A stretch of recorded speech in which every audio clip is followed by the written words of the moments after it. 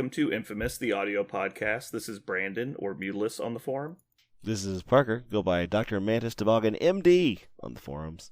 This is Jeremy. I go by /# Time Gem Overpowered. You can look me up on any website you want to. It's Time Gem Overpowered, and y'all know why. No.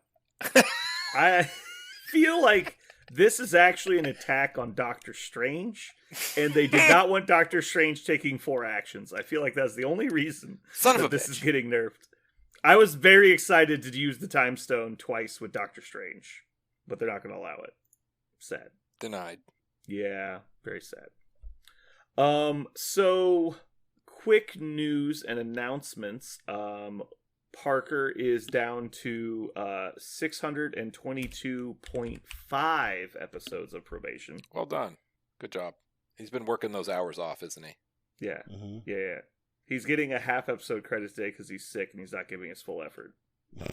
I'm glad to hear that. I was wondering. I was going to bring it up if he got a full or not.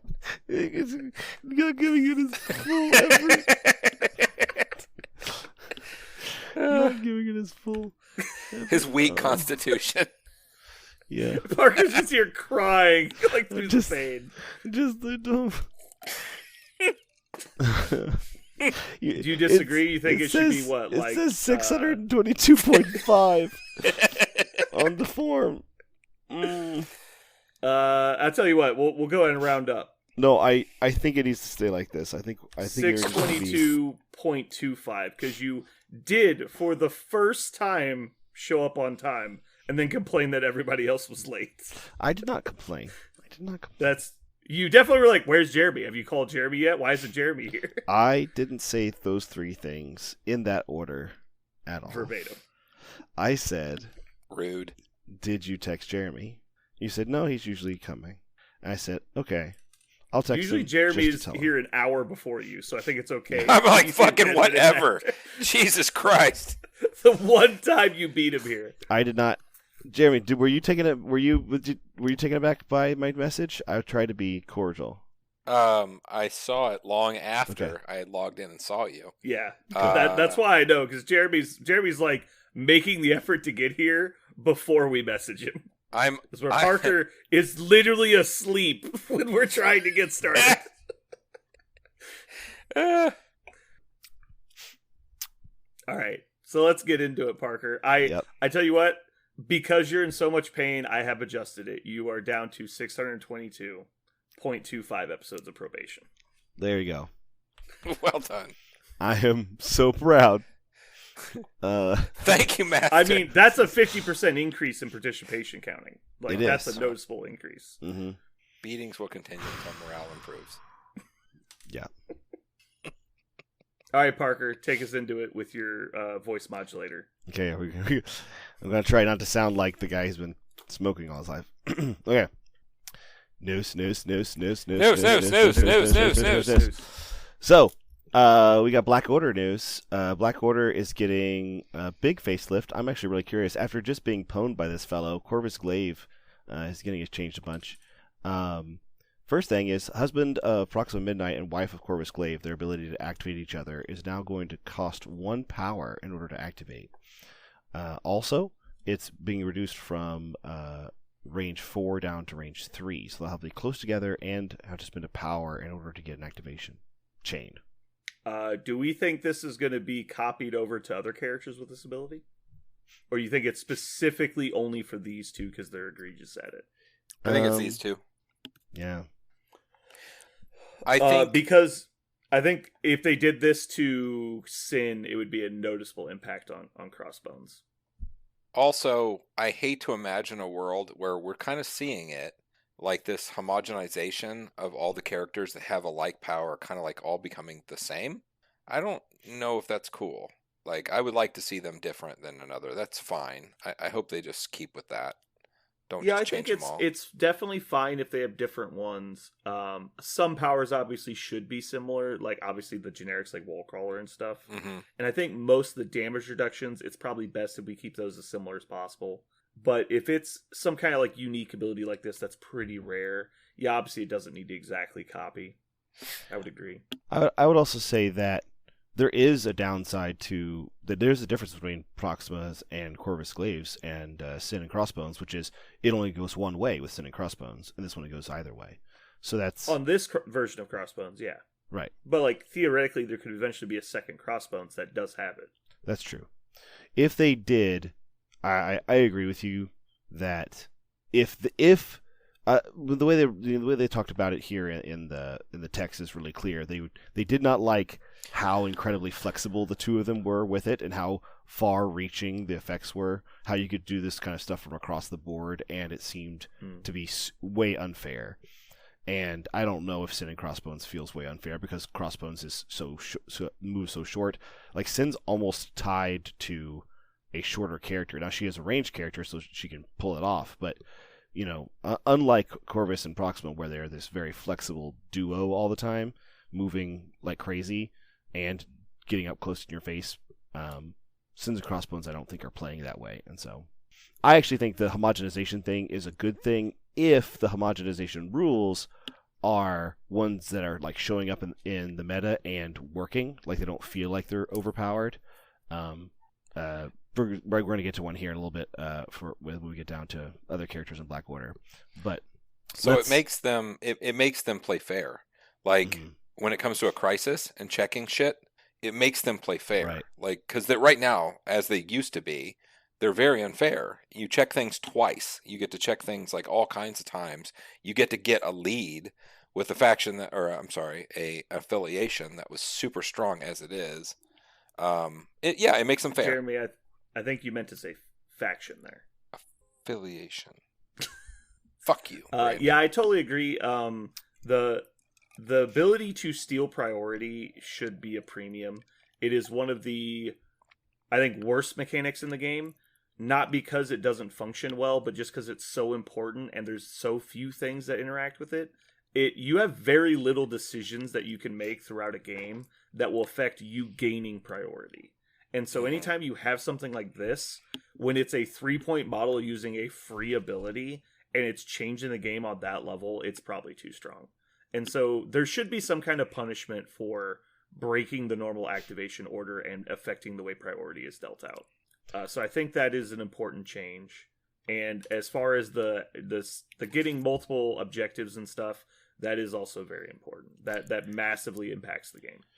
I think that's where the one power cost came from, for sure. That way, if you can't keep interacting and doing this with, you have to have 2 power on them in order for it to start up. Agree. And now you still can. Yes. It's just more costly now because what you're going to do is you're going to activate Corvus. He's going to move up, check a point, activate Proxima, who still has a power, and then she's going to go check another point. So you're still getting it, but you're spending to 0 on both characters versus potentially not spending to 0 on either character, depending on the scenario. And so I think it is noticeably impactful. Can we move on to how they changed his death blow? Yep. So after I just received a death blowing earlier 2 weeks ago, where it was painful and raw. So they changed death blow. Now instead of just popping off on a wild, it now pops off on a wild and a block. Mm-hmm. So I think that's really a sublime change. I'll be excited to hear what do you guys think about it. I like it a lot. It's very important that they didn't put it on a crit because his Reality Stone availability means that his skulls become crits or are counted as crits, which would have been extremely easy for him to trigger Flurry on the same results as other people. It also has the side effect of it only triggers when you roll a not hit. Because if you're triggering Glaive's Edge while doing Death Blow, the only thing that's not hitting is blocks. And so the fact that you must roll a not hit to trigger Flurry seems like a little bit more of an attempt to get to a balanced point. Because they could have just done double wild if they cared about single results on a D8. They could have done double wild. They could have been wild hit or wild double hit or something. Like they could have done a lot of things that weren't block. And so I think block was an intention. Yeah. The fact that block automatically takes damage off of the table. Yeah. It means you're not maxing out. Mm-hmm. But you do get Flurry, so he he's still, you're still not that mad to see a block if you also got, your wild. It feels like a condolence that you didn't like max out, or the fact that if you're going to trigger Flurry, let's not see the ridiculous maxed out damage roll to get to also then have Flurry. So it's bringing his ceiling down a lot, I think. Not with just the block, but the combination of lowering the Fury chance and lowering his easy power manipulation. I think they did a great job keeping Corvus as Corvus. Like, him as the heavy hitter. He can throw a shitload of dice. His dice are premium. They did not change that. He still has premium dice. If you pay it, he still can hit really hard. But yeah, the Flurry was always kind of like, you could never exactly count on it anyway, but it was pretty regular. It's that initial hit that to me made Corvus. Like the initial hit, which exploded, and then he moves and then murders somebody else too because you had plenty of power. Yeah, that was really cool. That's fine. That's still intact. His design point is be the Grim Reaper, and that's what he still feels like. So I think I agree they did a good job. They kept the intent. They kept the aesthetic. They kept all the functionality. They just made it more reasonable, more fair. So that's good changes. Good changes. I like what they did. Yep. If only they did this to Shuri. Yeah. So speaking of somebody who did get love, let's go ahead and get on the uptick here. Guess what? Our boy, we've been so excited. I have this guy painted. Like I am so excited. Ebony Maw. I guess that's true. I also have him painted. Ebony Maw is getting an enormous facelift. I'm excited to hear what you guys have to think about it because I think it was very strong. So first off, gosh, this is a laundry list. So let's take a big deep breath. Here we go. First, let's do one at a time and then talk about that in individual one. Got it. First, Black Tongue, his basic is going from 5 to 6 dice. It's very impactful. Not as much as on some characters because it's not a builder; it's still a gainer. So he's only getting 1 power per use. But yeah, 6 dice Mystic attack. That's range 4, has 0 cost. And has a secondary effect. Now we're getting into the realm of he's threatening characters, and considering that Mystic is actually the highest defense on average, it actually lets him get past those people that are rolling like 4 or even 5 dice a lot more consistently. I like it. I mean, 6 dice, that's what you look at and you say, well, I guess maybe MODOK is an option. And then you go, oh, this guy's an option. It puts him back in the fight. Yeah. I don't know that I'd reach for MODOK as first comparison still, but I like where your head's at.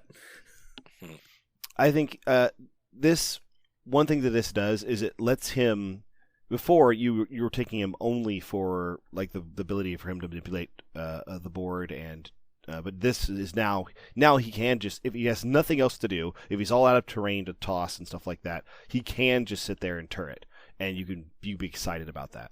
The next thing is Mind Over Matter, which used to force him to use power to use his Mystic Offense.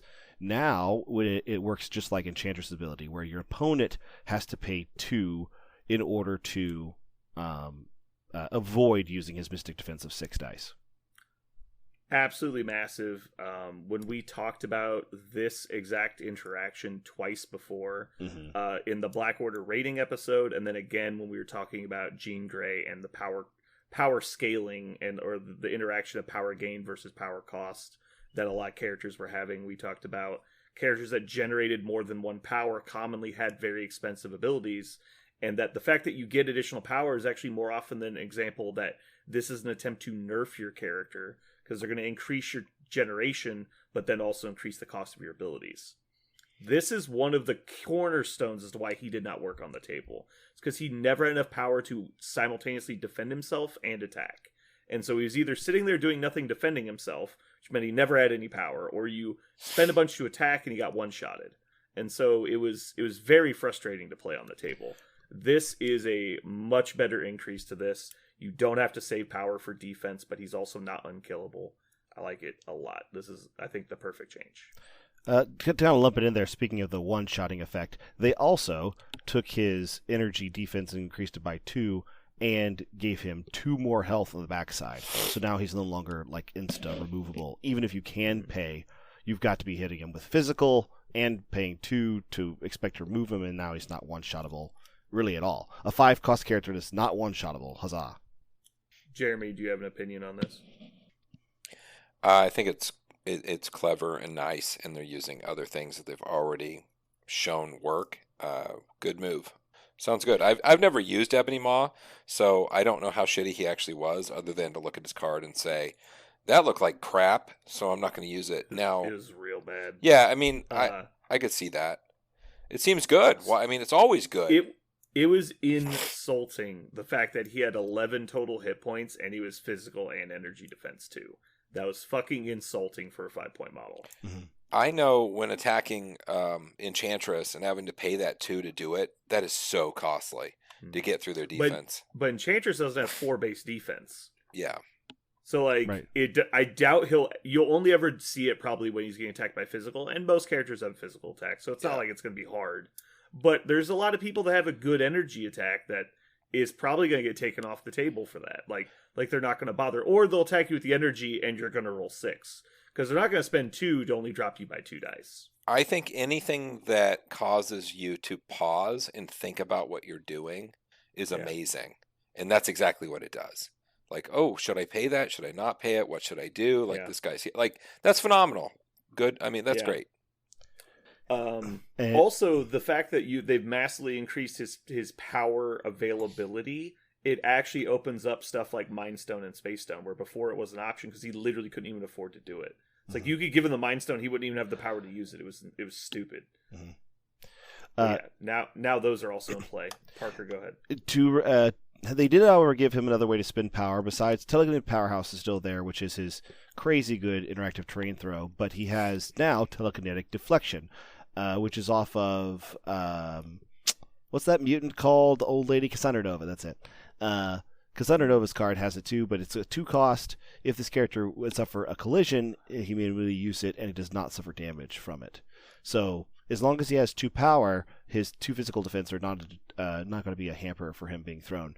And the Mind Over Matter rework and the Telekinetic Deflection rework is actually, in my opinion, a really good example of new abilities that have been on the table now, and we like the way they are. Going back on old cards, I like that kind of homogenization, where before they thought, oh, this guy's going to be way too overpowered unless we tune him way down, and then they find some similar things later in the game where they have some more design space, or maybe there's more time with the game. They figure out, oh, this should have really looked like this, and they come back and put it on there. I'm fine with this kind of homogenization, actually, because I like seeing it. What do you guys think? It's Telekinetic Deflection. I mean, it's literally just brace for 2 power. It's obviously great. This is because he used to spend to increase it to his Mystic pool on collisions or on defense rolls. Right. And so they gave him the passive defense roll bonus, and then he's got the reactive version for collisions, but they upgraded it to just say takes no damage. Taking no damage from throws is a big deal, especially if you know that it's available, because you can do stuff like body block people. So like you could put him in front of like Rocket or somebody. Obviously Rocket's getting updated, but currently like you put him in front of Wong, and now they can't really throw stuff at Wong because he'll just absorb it with Ebony Maw. And so that's interesting. Also, like, he's going to become a real serious character versus Magneto, because Magneto doesn't have the power to spend to lower his dice pool every time, and he can't throw stuff at him. And so if you can't throw stuff at him and you're spending all your power, like, it's like he absorbs so much damage from Magneto. That's an interesting interaction, I think. Does Magneto take damage from being thrown at, or does he have some... Yeah, he just rolls his Mystic Defense, which may be something we see change. Who knows? Yeah. I was going to say, because with Ebony Maw having only Mystic damage, it'll be kind of a cat game where they're both staring at each other. I feel like this is an example of they really like this interaction more than the previous interaction that they were doing with Magneto and everybody. So I would not be surprised if we start seeing a lot more stuff like this happen. And it wouldn't surprise me at all if we see a Magneto update where he changes to basically this, where it's, okay, he's 3/3/6, but you can spend to ignore the 6. And so him getting cover on 6 dice is no longer randomly spiking to 5 blocks. And so Magneto might not be as survivable, but it will be much more taxing to try and kill him because you're spending the power instead of him. And then when he does take damage, he's just feeding that into more. Yeah. I'm excited to play a. Is the Mind Stone 2 points? No, it's 1 point, right? Yeah, mine's one. So I'm also kind of excited to play a 6-point Ebony Maw. I think a 6-point Ebony Maw could be interesting as well. I don't think it's completely off the table to play one. I think Space or Mind could be really fun. Yeah, I'll talk about my other point later in this segment. Yeah. So speaking of space, Jeremy, did you have anything else to say about Ebony Maw before I go to space?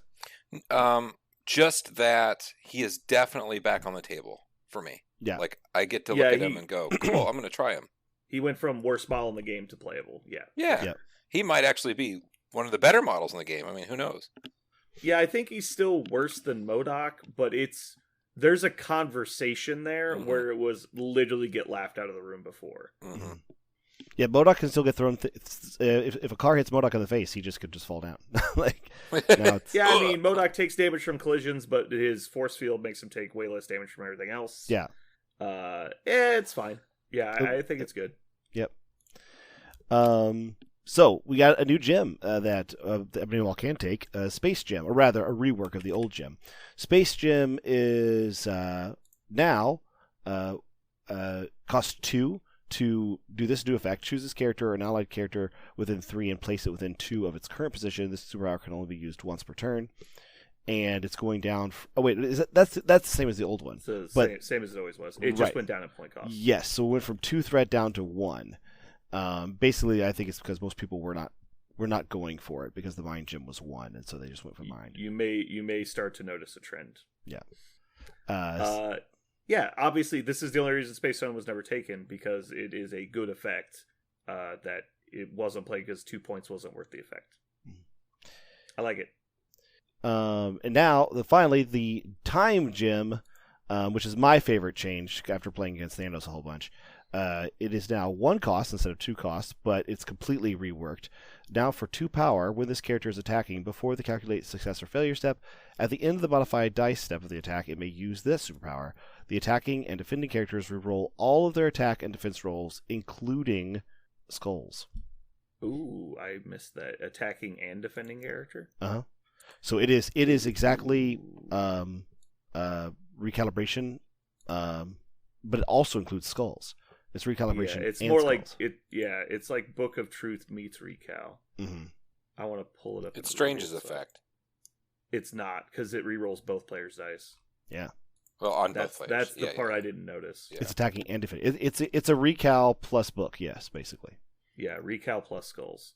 So yeah, time is 1, reactive cost 2 when this character is attacking. Okay, so it's not on defense. Yes. It's only when you Or are doing something. calculate successes over failure step. So after dice mods, use the superpower attacking defending characters reroll all their attack dice, including skulls. That's pretty scary. I don't know, man. It's pretty scary.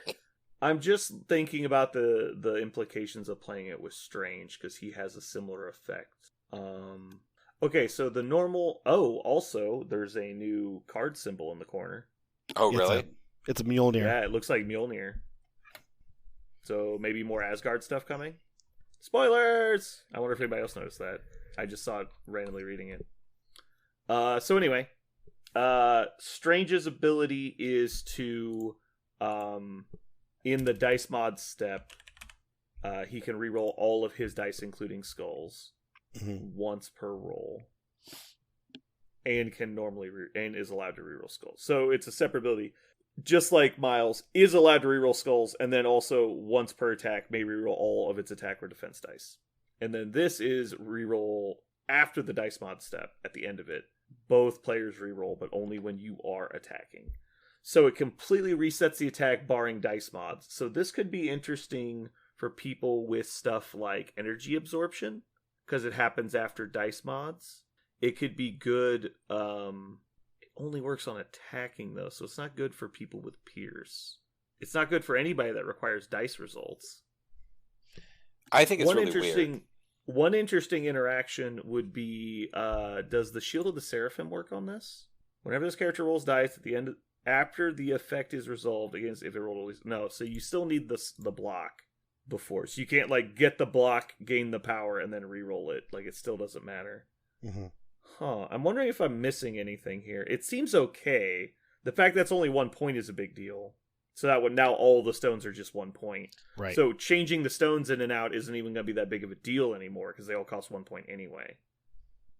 Yeah, it's clear that whenever they made the rule that you have to attach your gem to the character and roster creation, that now it's not so incredible because everything's one cost. Yeah, it's not that much punishing because it's already. It seems like now it's going to be more locked in than it was before. Yeah.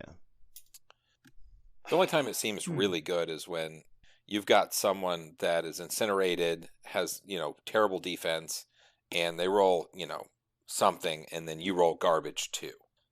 It's like, at least you get to reroll it all then. You should get better than that. But everything else is like, okay, you're just rolling against their roll. I don't like that. If it was defense as well, that would be sweet. Actually, I apologize. There's an obvious one I missed. Anyone who can reroll their fucking dice, this is good against. Yes. Anyone who has defensive rerolls, this card is very good against. Yeah. It's great against Web Warriors, sure. Mm-hmm. Personally, I really like this change of the time gem because the old time gem was very, very, very. It felt very bad on the first turn against Thanos when Thanos was like, I'm going to deploy behind this point, and you know what? I'm just going to go all the way across the board, caddy corner, across the length of the board, and then move your guy twice and punch him into a wall. You're like, that seems way over the top. Yeah. You're like, yeah, but I can just do it because I'm Thanos. And when Doctor Strange did it, it felt more fair because at least he had to pay for it a little bit. He actually has to spend power for it at least. Right. And once he gets there, if he spends 3 actions moving over there, it's like, now what? You're out of stuff. Right. Yeah. Thanos was the one that was really, it felt really bad all the time because the scenario play, he was king of, I'm going to go infinity distance and get you anyway. The real problem with Thanos is Cosmic Portal combined with power, combined with Mind Stone. Right. I think everyone would agree. It's the fact that he has massive control on top of his great stats. Mm-hmm. And that he spends almost no power for any of it is also the problem. I like this. I like this time gem though. I think this time I think gem this is good for the game. I'm going to miss my Super Strange, but it is probably good for the game. Yeah. Does this the other thing about this time gem makes me want to look twice at the new Doctor Strange also, because the new Doctor Strange. Because one of the reasons why I think you took the old Doctor Strange is he did have access to the time gem. You had to pay a lot for it, but he was the extra activation Strange. Oh, I see. But so you're saying that the fact that the time stone's been devalued, new Strange becomes more appealing. Yes. Okay, I'm with you now. I want to look a second time at him because before it's not that I think he's fine on his own anyway. Right. Yeah. At first, I think he's completely competitive as is. Oh no, I don't think there's anything wrong with him, but I think the time stone felt glued to him before. Now that it's not, now that he's more of a free agent with it, it's interesting. Jeremy, do you ever play this time gem? I'm curious. What do you think? I'd have to. I don't know. I mean, compared to the other ones, it's so weird and new. I don't even have a hot take on it, other than I think Corvus would like it. Well, sure, Corvus is amazing with it.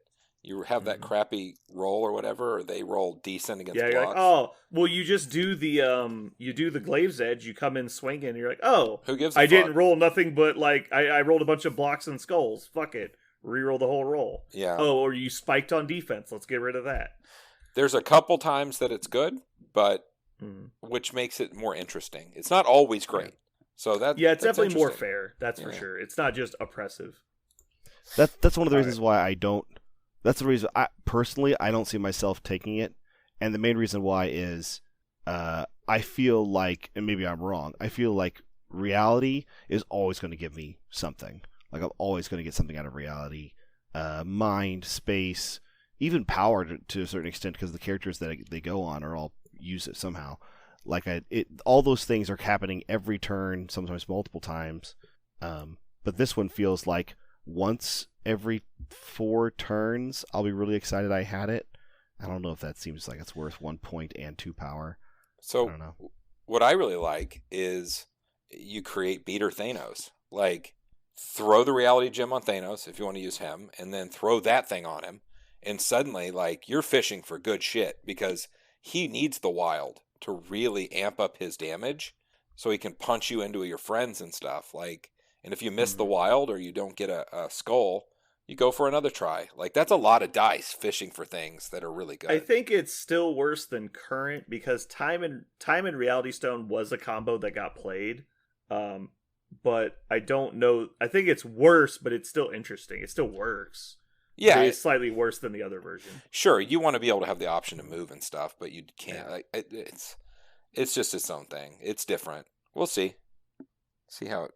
Although, actually, this is kind of interesting, because if you have time and reality and you roll, so the reality causes the crit to explode, so you're getting more dice in your dice pool, but then you're re-rolling the skull, and so now the next skull becomes a critical as well. And so, yeah, that's going to... There's already a ruling on that, but I would be surprised if that doesn't get reworded at some point. Also, we might see more Stone updates before it's done. We've only seen the two. They didn't say they're not doing the other two. All right, I think that's the end of news. Did you cover everything, Parker? That is everything. All right, I saw Proxima on here, but you just talked about her during Corvus, right? Yeah, we just knew that she changed. Mostly in relation to him. Nothing else. Nothing really else changed on the card. All right, so that's going to take us into currently playing. Parker, you kind of touched to it already. Did you get bad touched in some way? Oh no, that was the game that we actually talked about last cast. I got to play. So this is old. Yeah, this is this was last week. I played Captain Sam Avengers after our last podcast. Okay. And I wanted to try it after I stared at it for a little while. I wanted to do funny things like play Bob and let him die a bunch, and every time he dies, I keep moving things around and healing things. I put Ant-Man and Wasp in the list, and man, I came close to putting them down on the table. But, man, I had them in my hands. You guys, you weren't there at the table, but I was just setting them down. They were inches from actually getting down on the tabletop. And then you're just like, bleh. I was like, wait a minute. Wait a minute. Came out of your mouth. Wait a minute. Nope, can't do it. War Machine and Luke Cage are right here. Let's do that. You're like Ron Swanson trying to eat a banana. It just can't happen. Yeah. Maybe one day. I'm not mad that they exist. I don't think they're bad. I just War Machine and War Machine and Luke Cage were in there. Actually, and after playing it, I think War Machine can actually go out for Ant-Man or Wasp. I think most of the time after playing it, I wished that War Machine was Ant-Man or Wasp a couple times just so they could move around. War Machine's more of a turret. It really only gets to move when somebody gets dazed, and I really needed him to move a little bit. And Avengers Assemble and Cap were not enough. But why can't you just play all three of them? Like, what's the problem? Why don't they work together? What do you mean, all three of them? It seems like you're speaking like they're exclusive to each other. Like, why couldn't you just play War Machine and Ant-Man and Wasp? Oh, well, we were playing 14 points, and so there wasn't enough space. You definitely could play all of them if you had, 17 or 20 points. Yeah, definitely feel good about it. I think it's probably what happens. But I won this game in the same way that somebody beat me John beat me a couple weeks ago, which is Quicksilver got a hold of the objective and ran to the edge of the board and just kept running. As it turns out, that's pretty good and kind of a weird, sad way to play the game, but it works really well. And I also learned a lesson. I killed Black Cat as fast as I fucking could because I was like, Black Cat's on this board. I am going to daze her right now. And so now, for the rest of the game, as soon as she picks up that objective or steals it from me, eventually she will because she has a lot of power. She'll steal it from me. But when she does, I'm going to make her use a movement action, and I'm going to make it really hard for her to get away. I'm going to hit her in the face, and that's what I did. Eventually, she was able to steal it, but she stole it while she was dazed, and she had to move and do shenanigans to get to me. So I could just hit her in the face. It worked, but I had to play the entire game around exactly Black Cat because I felt like if at any point if I'm not watching what Black Cat is doing, I'm just going to lose. So, learned a lesson from that one game where Black Cat just took the objectives and that was it. Cool. Well, that's good. I don't like. I will struggle to play Captain Sam in Avengers though. Not having the rerolls, missed rerolls, offensive rerolls. It was a real pillow-fisted game. He was playing criminals ish because he had a criminal list, but it wasn't helping him, so he just went out of affiliation. But since he had mostly criminal members and I had Captain Sand Avengers, we both just rolled pretty poor the whole game. We couldn't really, like, my ability relies upon me to falling down, and I didn't get dazed that much. Which I know, poor baby me, but I also wasn't doing that same thing to him. It was just very much a slap fight. Cool. Alrighty. Well, that's going to take us into our main topic today, which is convention review. Convention! We went to a convention. So, number one piece of news from the convention is we met our most loyal fan, Tim Simpson. Yay! Hi, Tim. I was surprised when he said he listened to the podcast. I didn't realize he did. Of course, I assume nobody listens to it, so bonus. Tim Simpson. I'm excited. Well done. You did it. Thank you. All right. So, Parker, you were going to ask us some questions about the convention. Yeah, I've got some awesome questions. First of all, for anybody who wasn't listening to the last cast, which convention did you guys go to? Where did you go? We went to Warfare Weekend in St. Louis, Missouri. And was it a pretty big con? Were there a lot of people there? Or was it smaller? It was smaller than it had. So originally it was War Machine Weekend, and it was run by Carl Morgan, I think his name is. Mm-hmm. But he's kind of retired from the convention running. It's a young man's game, so he's going to take a step back. And now it's being run by other people, and it was smaller than it has been in years past. But I mean, with COVID and everything, I think that's expected. It's been ran so many times. Like, the format was still the same. Like, everything felt very familiar, which is good. Except you would only know if you paid attention. Yeah, the only big difference is, instead of just War Machine everywhere, War Machine this, War Machine that, like, you could tell they took a serious effort to try and include basically anything tabletop war game that people wanted to run. So it was kind of like everything was included, which is cool. Well, it's weird. Like, pre-COVID, we're talking like, because War Machine was really still in mostly its heyday, like a year or two before COVID happened. And so in like the last 4 or 5 years, there's been a massive turnover in game length. Like, so, or not game length, but like game life. And so War Machine was like maybe a third of what it was 5 years ago, maybe even less than that. 40K was almost non-existent there, and I think 40K was still pretty small last time I went, if it was even there. But it looked like they had thought that there was going to be a lot more 40K turnout. And I don't think that has anything to do with 40K dying. I just think it was due to scheduling and convention issues currently with the climate and everything. I know traditionally I didn't see any X-Wing. I didn't see any FFG games at all. Oh, really? Yeah, I know there was. Maybe I just missed it. I just missed it. I was gonna say it was big enough to miss it, because I know there was an X-Wing event there. The Warfare Weekend event in the past has been getting bigger and bigger every year there. So you're saying that there was one previously, but you don't know if there was one this year? I'm pretty sure there was. Some of my guys. There was one scheduled. Yeah. Okay. Well, I didn't see anyone with X-Wing model, any FFG models at all weekend. So it is possible it was just in another room. So 40K, what happened there was a very specific thing. There was a huge tournament in Columbia. They schedule their shit way out. Like, they're like a very club-centric 40K thing in Missouri, at least. And if they're having a huge turnout at a big thing elsewhere, they're not showing up for your shit. So that's what happened. I was going to try and give them a pass, but since Jeremy has decided to go the Scorched Earth route, yes, the person running the event was a giant dumbass and Conflict scheduled it after he was told repeatedly not to do it. I'm just giving you the facts. I don't want to hate on 40K. It's not its fault. It's no.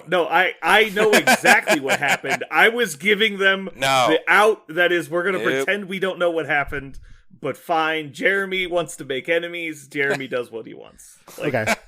No, I wasn't even saying it was. No, I'm just like giving you the kill gesture. Like, nope, he's just fucking forging forward. Like, that one's a fact. I can't change that. This is a great interview so far. I really appreciate it. This is a great interview. It's like shit is going down. All right. So Well, let's try and not roast people from now on. I know there's some stuff we could say, but we're gonna try and keep it clean. Okay. So let's but talk. yeah, the 40K was a whole debacle. I will say. Yeah. A debacle. I was saying it was an accident. You're the one who's It put was intention behind it. 100% known that it was going to be an issue in advance. Oh, okay. Well, then that's fucking. It's fine. Thanks, Brandon, for ruining everybody's time. You're the one that tried to explain the community is like cliquish and wouldn't come. And I was like, no. No, They everybody told knows them- this. These They are facts. told them when they applied to be a GT that there was a conflict on the same day and that they shouldn't run it. And instead, they were like, "Nope, we'll do it anyway. We'll do it live." And it's like, Yeah. it did not go well. Well, that's that that's that kind of thing between them and happened. In favor, the best news I can say about this specific situation is Richard came in third in a 40K tournament. Did he drink his beer Hey. out of his trophy? He was, I believe, completely obliterated during the event. And yeah, he came in last place. Well done. Yeah, good job. Cool. I'm waiting for Parker to get the implication. I get it. Okay. One thing, a similar thing happened to Star Wars in the local, the store championship season. One year, they put the 2 store champs on exactly the same day, and one of them wasn't advertised, and Yeah. so I think that was the Collector's Cash one, right?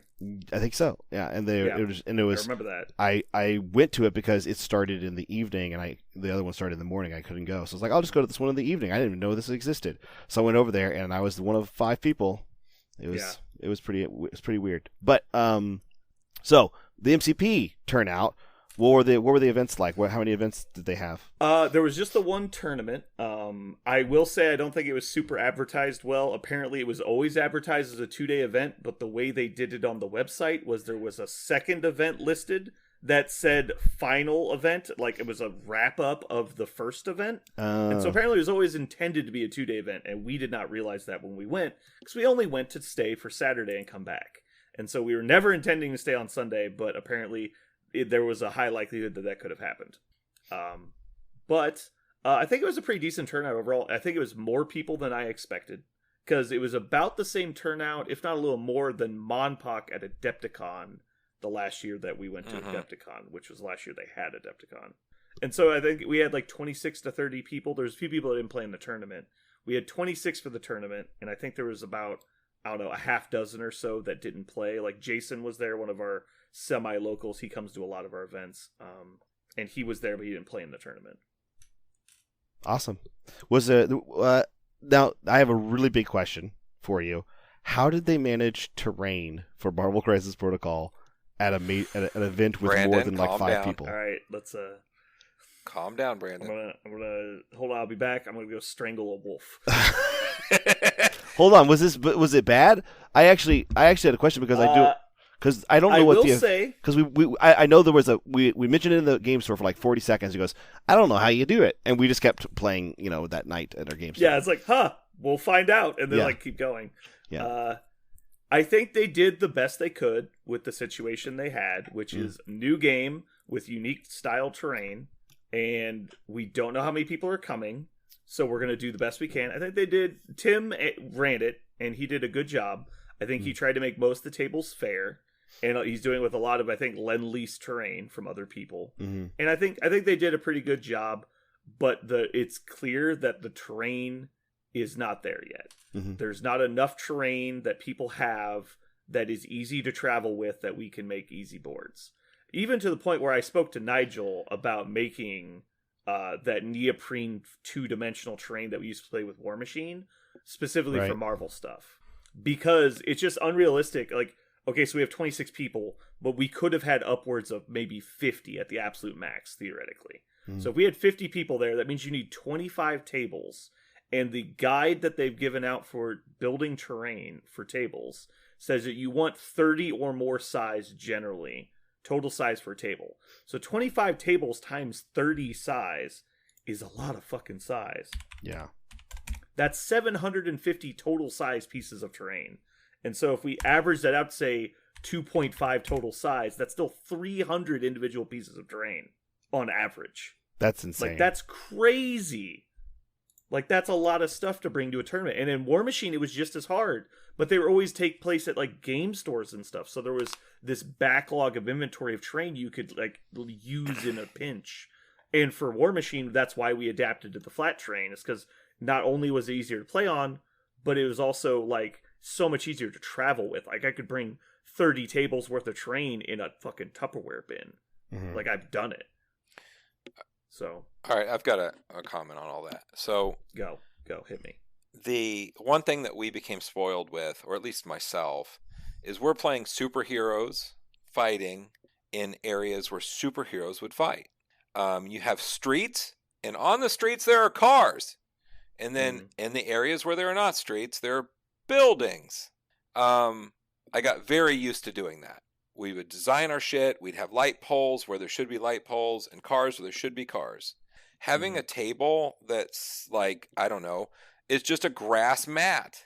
And then on the grass mat, you have a scattering of shenanigans. Like shit that doesn't matter. Just big stuff, little stuff, whatever. Now, I really want to talk about my first game I played table, but go ahead. So it's all functional, War Machine style. Like War Machine functional. It's a thing. It's this big. Throw it, whatever. And it really took some of the enjoyment out of the game for me, which I didn't see coming. I was just kind of like, I guess move a guy here up to some piece of shit, and then I guess it's a 2. Like, it just didn't feel very cool. And I didn't know I was that kind of player, but turns out I am. And I'm kind of like, didn't like it. It's weird to have that taken from you when you've taken it for granted. Right? Yes. It's Correct. like, oh, well, I'm playing this cool, like 40K, like I'm playing this cool sci-fi train in this gothic ruined city, and then all of a sudden you're playing on grass fields, and you're like, this isn't nearly as cool to have, like, Death Guard facing the Ultramarines in sweeping meadows plains. So this doesn't make any sense. It was like you're playing on that in the Loki series where all the random interdimensional shit just lands in a field. Yeah. It is like, and I mean, I don't like you say grass and stuff like that. Like, I didn't realize it until I was sitting there looking at a table that we played at another store, which he did have grass, but he also had trees and rocks and shit. That felt fine. I'm like, that's cool. Yeah. That's its own thing. But just having, building, car, I don't know, giant rock. It's like, what the hell is that giant rock doing in a city? Or like, well, okay, I'm going to just talk about my first Go ahead. I'm done. I'm done saying what I need to say. I played a pickup. I'm going to just agree with what you said. Yeah. I played a pickup game on Friday night against a very nice person. I think his name was Ben. He was a newer player. He was a great sportsman because we played again in the tournament. It didn't go very well for him, and he was very, very collected about how the game went. But the first game we played before the tournament was a very close nail biter game. I thought he played very well. But the table we were on, it was a grass mat. There was about 11 little pine trees glued to these like dowel rods, so they fall over constantly. And it was clear like they were just little like the fir trees that are like made with the way that we used to make them is you go buy a bottle brush for like $1 at the store and you cut it at like a diagonal so it comes to a point instead of a cone. And then you would just glue that to something. It looked like what they did. So it's like 9 random fir trees that were like that we called size 1 because they were smaller than the people in the game. It's like, well, here's Captain America and here's this fucking 3-foot Christmas tree. It's like Charlie Brown's sad tree. Yeah, it's like a Charlie Brown tree. And then the rest of the board is these steel pipes coming out of the ground, like it's an industrial complex. And it made no sense, but the problem was they weren't big enough to call size 3. And if we called one of them size 3, they all needed to be size 3. And that would have been too much terrain. But calling them size 2 means it's way too little terrain. And then there was one enormous chemical vat in the middle of the table that was like the size of a coffee can. I was like, well, this should be size 5. But if we call it size 5, there are 3 pieces of terrain on this table that aren't size 1. And it was like, oh, this table is so horrible. Like, if I got playered on this in an actual tournament, we were trying to win at, I would probably just scoop. Like, it was so stupid. Like, it's like, I would never want to play on a game like this at a local store. But anyway, the game I played with Ben, he was a great opponent. But yeah, the terrain was very infuriating. So there were probably like 25, 30 tables in total, and the ones on the end were getting real questionable. Like, it was like 5 pieces of size 1. And I was like, guys, come on, man. Like, there's not even a point to this. Like, there was probably 5 legit tables. Table 1 was fine. Table 3 was actually, I thought, pretty solid. It was the Cosmic Terrain. It was 1 Cosmic Terrain set plus the Dormammu terrain. And it actually came out to be a pretty solid table. I was surprised. It looked very sparse at first, but the majority of the pieces were above size 2. And so it was like, okay, well, we can make something out of this. There was one other city table that looked kind of okay. And then there was one that just had enough. It was ugly, but it had enough stuff on it. Everywhere else was like, God, I hope terrain wasn't a big part of your game, because you are fucked. So I will say, during the entire thing, I think on day 1, Brandon started bitching pretty loudly about terrain. Middle of day 2, Brandon's bitching about terrain, drew out the person running it, who came and then spoke to me about terrain. So, oh, really? I didn't know this happened. Yeah, Gonzo came out. I will name his name because he did a great job when it comes to like, hey, what's going on? What's wrong? And I told him, we talked about terrain for like 10 minutes, and he was saying that he can print more, and what do we need to print, and like, what do we need to do to make this right?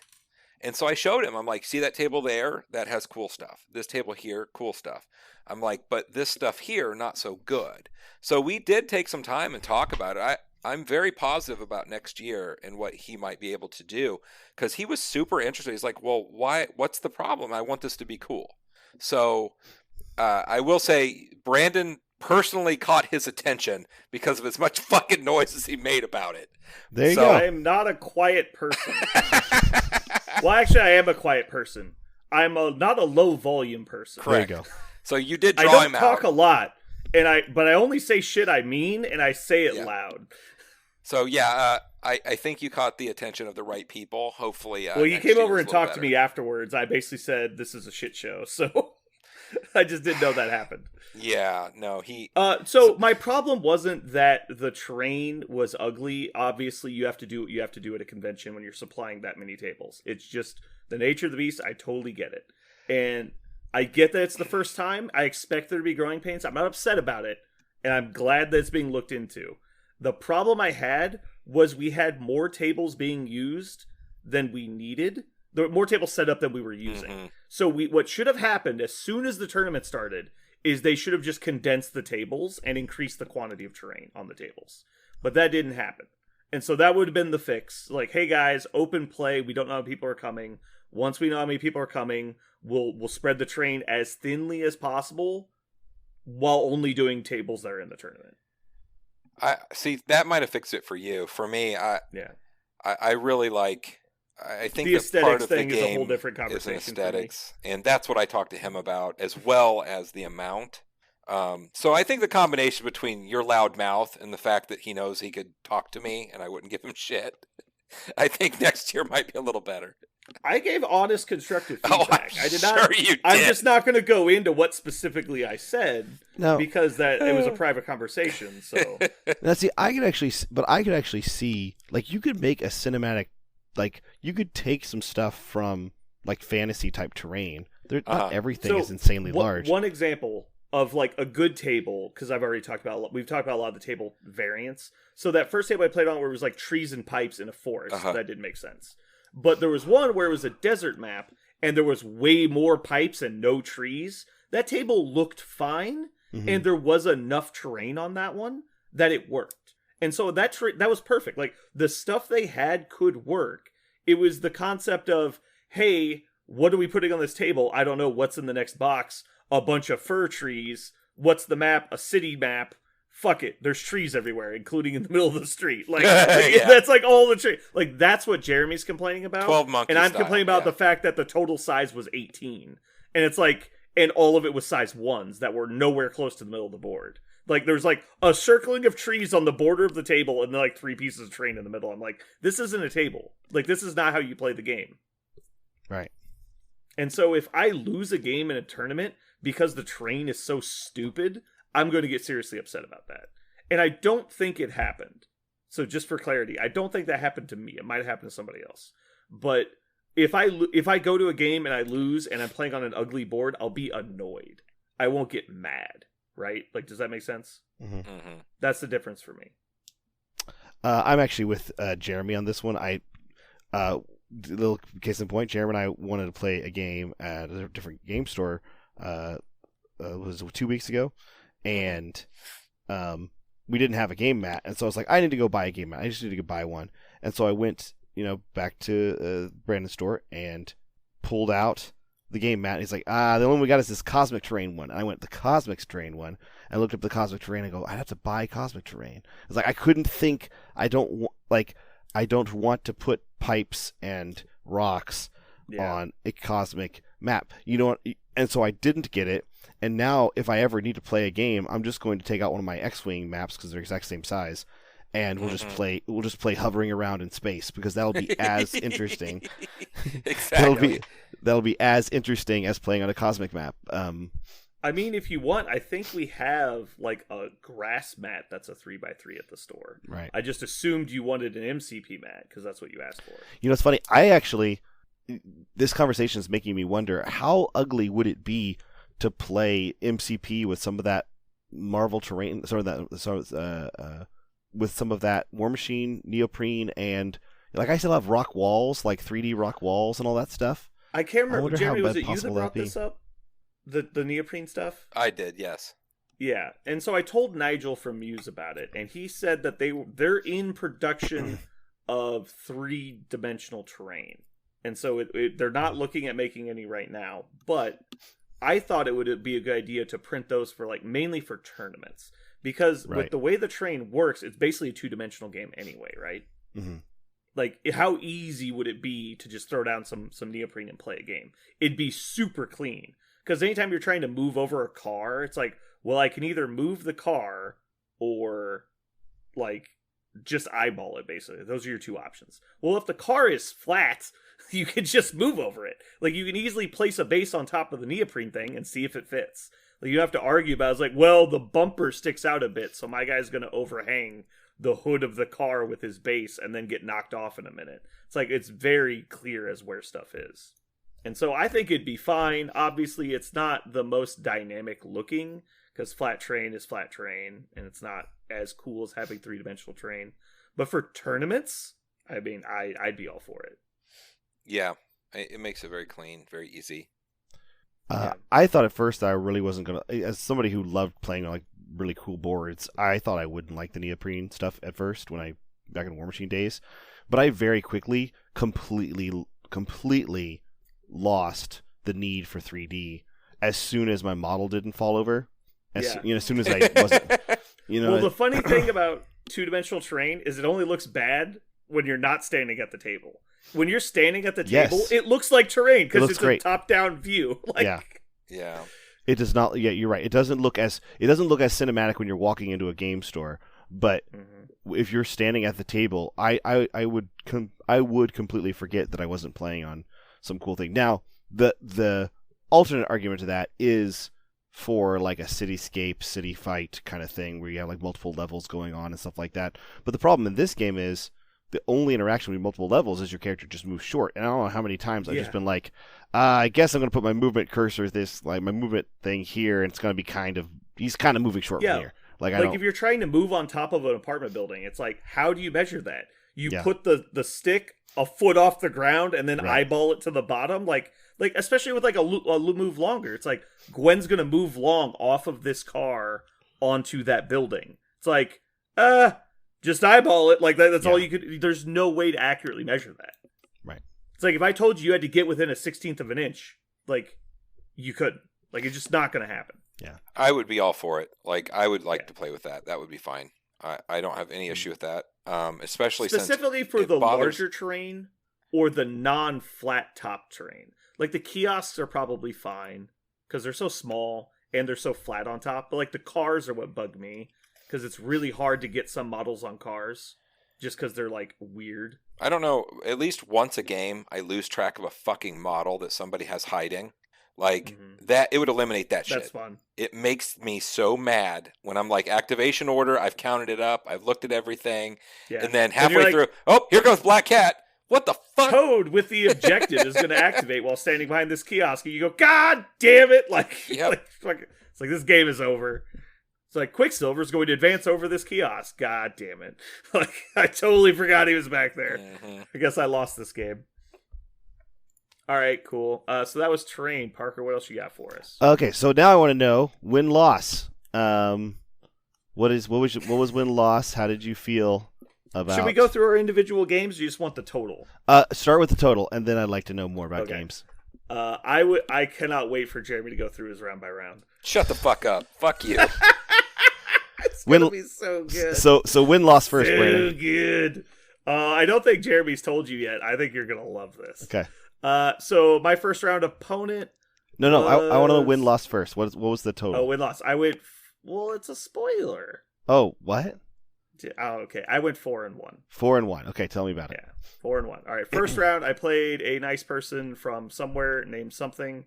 I'm bad with names. Sorry.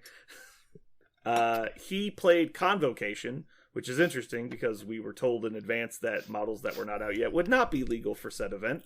So we did not play any of those models or practice against them. So my opponent played almost exclusively new and unreleased models that I did not know how they worked. It was quite annoying. Was he getting him from? Was he getting him from other countries? Basically, is that how it was? Yeah, that's how a lot of people are getting them. They just order them off of like eBay from somebody who has them in like the UK is the most common way. Right. Yeah, and especially since the UK doesn't follow release dates, and so they get them before the European release date, which is about 2 or 3 months ahead of us sometimes. Of course they do. Depending on the logistical issues that COVID is causing at the time. So yeah, like they've had Convocation for like months, basically. I don't know. Anyway, there was also somebody there with Hulkbuster, and I think several people there had Dormammu, but nobody played Dormammu, I think. Anyway, so he played Convocation. He played Corvus and Proxima with New Strange, the Sorcerer Supreme, Mordo, and Doc Voodoo. I played the abomination of crap that we built before the tournament. Jeremy, do you remember what we built? Oh, you changed your mind before the tournament? Yeah, no, so I was teetering between Web Warriors and the Cabal list I used to play. Mm-hmm. And so me and Jeremy talked on Thursday, and I built a new list. And it was basically my old Cabal list, but we tore out all the stuff that was extra and needless. So I put in a bunch of redundancy things that I never actually planned on playing to make it look like a not skew list. But what we ended up doing is we pulled all that shit out, and I put in Doctor Strange and the Time Stone. I showed it to you on Thursday, I think. Mm-hmm. But You anyway, did. so yeah, at 18 or more points generally, 18 or 20, it transitions into unaffiliated. And it's very fun to play. It is absolutely unfun to play against, unfortunately. And now that the time stone's going to get changed, that will at least change somewhat. So yeah, I played I played MODOK, Magneto, and Strange, and Nebula. Strange had the time stone.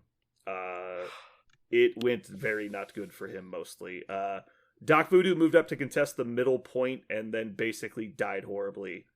He never got to take an action after he moved, and that basically just continued. Sorcerer Supreme, though, made a good showing of it. He tried to bring the game back.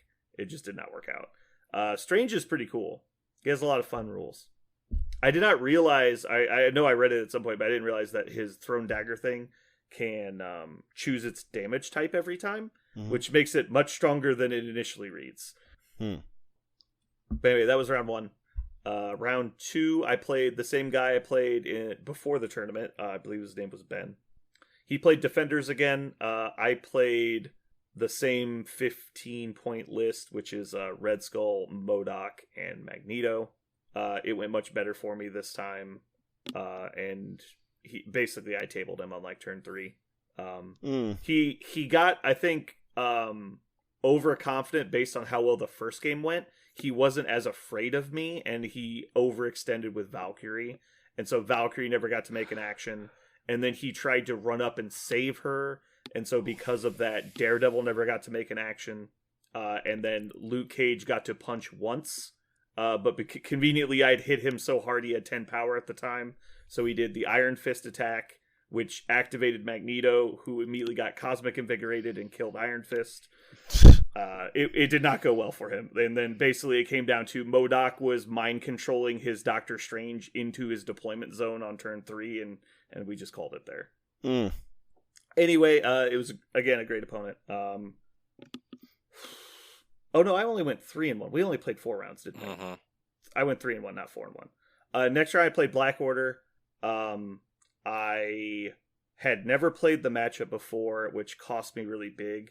I made several mistakes in like list selection and mission selection that I obviously would not make again, and I think that really hurt me. I just had this concept because the last time I had played them, Alien Ship was like the worst mission you could choose into Black Order, right? And so I just instinctively, I saw Alien Ship, just turned it face down and put the other card down. I didn't even read it. And then it was Research Station Attacked, which is even better for Black Order now. I didn't even consider that. Mm. And then I chose the wrong point total as well because I was so mad I had done that. Because my famous like worst flaw as a player is if I fuck up, I will be so mad that I fucked up that I'll make more mistakes. Yep. And so because I did that, then I chose the wrong point total. And then I later on realized I basically had locked myself into an auto loss because I was playing Research Station Attacked at 16 points versus Black Order, which is like basically exactly what he wants to do. And so that game went horribly for me. And then the next round I played against... I played against somebody who used to play War Machine. Surprise, most people did. But I actually played him before in an Omaha... it was the last Omaha qualifier I ever went to. The last qualifier I ever went to for War Machine. And I was playing Shay with all the freebooters. So I had like 11 freebooters versus Shay. And he had like 11 Slayers. And we played this super grindy game. And I had basically ground him into dust. And then his stupid Cankerworm assassinated Shay on like a 17 on a fucking 3 dice roll. I was like, you son of a bitch. I was so mad. So I got my revenge because I did the same thing to him. He played X-Men into me. And I played the same bullshit Doctor Strange combo and literally just like ate his entire list. Although I did fuck up pretty bad. I forgot that Venom has so many stacks because I was just so used to just kill someone, move on, kill someone, move on, kill someone, move on. I went to it's like, all right, Strange gets field dressing and attacks Venom. Oh no! I could have healed myself. I could have done so many things. I was just on autopilot because it was a long day, and I was like, yeah, he attacks Venom, and he forgot. I told him that he could so many stack me. He didn't even bring it up. I was like, oh, I'm an idiot. You should so many stacks me. He's like, what's that do? It was his third game ever in MCP. Oh man. But yeah, I had a fun time. I enjoyed most of my games. It was a really good time. I'm glad we went. So Huzzah. So why don't you tell us about the epic adventure that was your turn? Yeah, I want to know. Experience. So I'll start out a little earlier than that. I I got there. Everybody was playing. I see Tim's hanging out. I was talking to Tim. I've played him in War Machine several times. We're not great friends, but we're good enough friends. I was like, hey man, you bring any models? Let's play a game. Well, me and Tim are literally best friends. So good that's for you. Understandable. So we throw down. I had told him before we started playing, I was like, you know what I really fucking hate? Web Warriors. Those sons of bitches, this and that, Web Warriors this, Web that's like Warriors his that's like his favorite thing though, right? And he's like, hey, I'm playing Web Warriors, but if you don't want me to, shit, man. Damn it. I would never ask anyone to play anything. They're like, fuck that shit, man. Bring it. So I bring a list to murder Web Warriors. He brings Web Warriors.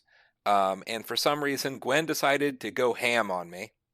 And basically solos who was it? Corvus? Thanos. No, Thanos. Between Thanos and Corvus getting beat the shit out of it, like there was no reason on earth it should have happened.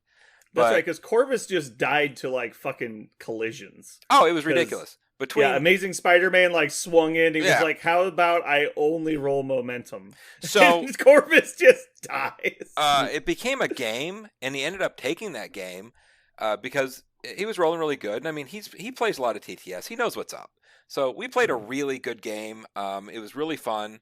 It could have went either way until I got the shit kicked out of me by a couple models, but that happens. It's Marvel Crisis. It's fine. So he got that game the first day. The second day, I was kind of like, am I just insane for trying this X-Men thing? I'm like, I know what I'm trying to do. I'm actually trying to play Black Order, but try to play it funny. So I was Mhm. like, fuck it, I'm going to play Black Order. So my What? list was, yeah, You my just list switched. was, You pulled a Parker. Wow. nah, I mean, not really. I was trying to do something and do it a funny way. Like I say, it was Okay. supposed to do it the thing. So I It was switched a it up. gimmick, yeah. And the only thing with Black Order that made me nervous is I was like, you know what? If they play Sword on 14, I don't know what to do. So I did Black Order, but I also put a bunch of 3s in my list. Go ahead. Well, what you should do is go around to the tournament, find other Black Order players, and Uh-huh. ask them what they do at 14. Oh God, don't start. Okay, move on. So Inside jokes, the best Inside jokes jokes? for on air. I put together Black Order list. It was very standard. I mean, what really matters is Okoye was in there as my 2-point. My 3-point fell in was Zemo. The rest was just a couple other 3-pointers that were solid. Didn't really matter beyond that. And I've got gems that can swap in and out. So point totals You didn't didn't matter. tell me that you changed your list. I would have helped you tinker. I like tinkering. I know, but it was one of those, I was up late. I just did Yeah. it.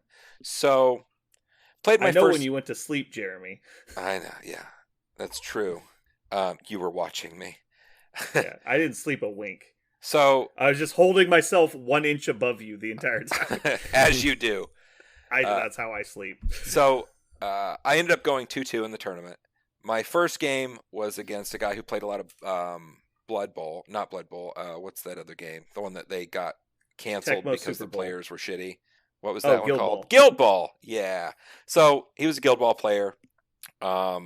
He played a really good game. It just, Black Order was a little bit tough for this list. He was playing Defenders. I've played a lot of Defenders, so I was pretty comfortable into what he could do and kind of what he had. And I mean, he's playing Luke Cage and stuff, which I played a ton of Luke Cage. I kind of saw what was coming. I think Defenders has a good game into Black Order, Mhm. but it's 99% can Strangeland to Binding. That's all that matters. And he did, in fact, land one, but it wasn't enough. Yeah. Ended up getting through that game. We played. First off, what's most important is this guy went 0 for 4 for priority rolls. So this game was a 20-point game. I was able to pull Alien Ship and play 20 points. I felt excellent. I'm like, fuck yeah. He didn't really know what he was getting into when this happened. He was like 20 points. He gave me the ability to pull Alien Ship. Cool. That was the first game. I won that game. The next game, however, against fucking Richard. Got him! Fucking played against Richard. There you go. As soon we as I drove to St. Louis, and Yeah. Richard plays the first game of Marvel Crisis Protocol he's played in 7 months against Jeremy. It's not so. Anyway, you're being dramatic, you bitch. So, I am a dramatic person. he was playing Criminals, which, look, we've all kind of decided, like, Criminals is really good. They can Yeah. stand there, they can potato up, they're fine. They're really good. They're the best potatoes. And one of the things I have never played Carnage, like actually played him. I played against him a couple times. I have an idea, but I'm kind of the person that's got to get punched in the face to work out how to deal with a model. And he punched me in the face. Carnage ate me alive. Like, I knew it was coming, but I didn't know how bad it was going to be. Carnage plus a field dressing plus healing to full at the right time just owned me. I had no ability to deal with that. I didn't know what to do. I'm not an expert with Black Order. I'm sure a better player could have figured it out. I just couldn't figure that puzzle out. It just was too much. He ended up getting me right at the end. It was a really close game, but he did beat me. So yeah, there was that game. Again, I lost priority. He chose 16 instead of 17, which was a smart move on his part. So yeah, he knew that. And then the next game I played was the best player that I had played that day, who was playing A-Force. I've never played... Throwing some fucking shade at Richard right there. Fuck that shit. Richard isn't the best Marvel Crisis player there is. He knows that. What are you talking about? He gets his games in every 8 months or Yeah. so. So I've never played an A-Force player that really knew his stuff. This guy did. It was kind of cool to watch it It's happen. not Toby. What the hell is his name? I told you I'm terrible with names. I played this It's guy like in Kobe or War Machine a few times. He went to eat with us later that evening. Yeah. Good guy. I played in War Machine a bunch, at least twice. But looking down at the table, every turn he took, every model was within bodyguard or 2 bodyguards. Hmm. And trying to figure out and unravel that in the priority, like the turn order, was really tough. And Dude, he plays War Machine. He of course knows how to get his aura buffs. yeah. And at the end of the day, he ended up getting me. Scarlet Witch was really his VIP. I couldn't get rid of her, and if she's able to hit you every turn, like she gave it to me. Mm-hmm. He got that. I walked over about halfway through, and it looked like, I believe you said, my only out is to roll 14 damage with Corvus. Yeah. Like, and I was like, "Where's Thanos?" You go, "He's dead." Thanos I go, is gone. "That's not likely." And I mean, we have actually discussed it too. Like a good counter for a lot of things is She-Hulk. And someone Mhm. playing She-Hulk really well, as he was doing, I didn't really know what to do. She counters the whole meta. She closes, she hits really hard. Like there's so many good things that she does. And yeah, I was able to kill her. That's just fine. But at what it cost At what me, cost? Yeah. again, he played a Too good late. point total. He played 16, I believe, so which kind of handicapped me a little bit. So he got that game, and then the last game I played was against another A-Force player, which he didn't get very many games, and he told me that. And basically, Corvus ran a train on his entire army. I mean, I had a turn where I dazed 4 models, and then I KO'd 4 models. Like, Mhm. Corvus just went insane. That game, yeah, I felt bad for the guy. Super nice guy, but Black Order was just disassembled him. It was pretty bad. Again, I lost priority. He kind of chose the wrong point order, the wrong points, and that's just what happened. Well, if you French fry when you're supposed to pizza, you're gonna have a bad time. Yeah, but overall, what- man, really, really fun. All the games were fun, So what's except the Richard's what game. is Fuck Richard. you mentioned the points? You mentioned the points being so important for Black Order. Your opponent kept giving them to you. What was what point values do you want with Black Order that you 17. accepted? You want 17 You want 17 or 15 or 20? why 15? Because at 15 points, you just drop one of the gems and you get everything else. You can drop Thanos' So you just extra cut gem. the time stone. Yeah, Yeah, but you definitely want 17 over 15. you do. Yeah. But you The can problem play. I have with Black Order is that there's a noticeable disparity between like 17 and 15. Like you're not like cutting a 2-point model like everybody else. Like it dramatically affects the way your list plays. 16 is balls. Like I hate Yeah, 16. 16's 18 that's sucks. part of the reason I messed up my mission select. It's because in my head I was like, all right, well, alien ship bad, 16 points good, and that's like the logic in my head. But then I wasn't even paying attention to what mission I was picking because that's all I cared about. And so I'm among the other characters or players who are like, when you give Black Order the point total they want in the right mission, like there's nothing you can do about it. It's real bad. Yeah, no, I think that's the problem. I think that's part of the reason they want to go to this random mission selection. Yep. Because they want it to. They don't want autoplay lists. They don't want lists that are like, okay, well, I got the mission I wanted, so I'm good. Like that's all that matters. And I think I played Gamma Wave all but one game. I got lucky and got to play Alien Ship every game, but it was at point totals my opponents chose. One person chose poorly. That's what happened. Everybody else chose correctly. Yeah. And I never played Gamma. Yeah. Things we learned about the state of the meta at the convention is it seemed to me like everyone knew Black Order and Web Warriors were like the 2 lists that are like scary, Mm-hmm. but nobody was willing to play them. Like it was kind of like a local tournament when it's like, hey guys, we all know that so-and-so is really busted, but we're not going to play it because we want it to like be friendly and like have fun instead of like try to win. And so that's kind of what the feeling I got. What did you think, Jeremy? Because it felt like every round somebody was asking me a question about Web Warriors. I was like, yeah, they're really, really strong. Like, I don't know what you do about it. And they were like, oh, okay. I think that there was... I think their understanding of most things is the same as ours. Like, there wasn't any, like, sort of discrepancies there. It was feel all, like there was any curveballs. No, it was just like, these are good, those are not good. I'm playing this because it's fun, or X, Y, and Z. I don't think anyone playing A-Force was thinking they were giving up anything. I will say that. Like, everyone was doing a great job of, like, playing the best they had with what they were doing. Again, Black Order's strong, Web Warriors are strong. The people playing it like those more than the others. Was there any Asgard out there? Question mark. There was at least one. Was there? Chuck made top 3. Chuck made top 3, and he was playing Asgard. Oh, really? I just didn't see Yeah. any. I was just wondering.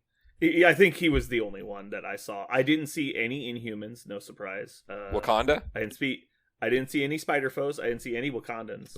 But I think Wakandan is going away for a different reason. I think people are expecting it to get dumpstered, and so I think they're just done. There's like, let's move on before it gets hit. Yeah. That was the impression I got. Everybody's like, well, now that Wakandans are gone, like, that's just the way they said it. Like, they were like, it's just an assumption that it's gone. But under what I'm not saying it was well well founded. I'm Yeah. saying that was the impression I got. Mhm. Yeah. I think one thing we also learned was I was wondering where we were at on the curve locally, and I mean, we're right there with everyone else. It's fine. I will say most of the games I talked my opponents into beating me in one way or another. Richard, I would have let him fall on his face if he could have, but he did just fine without me helping him. So you're saying not the best player with 0 help beat you, but Yes. nobody really beat you without help other than him. Maybe not. But I will again, construct the sentence any way I need to make Richard look bad. yeah, look, just a bad person. He's just a bad person. He's just a trash human. There's no redeeming quality. just trash. He's just trash. Got lucky.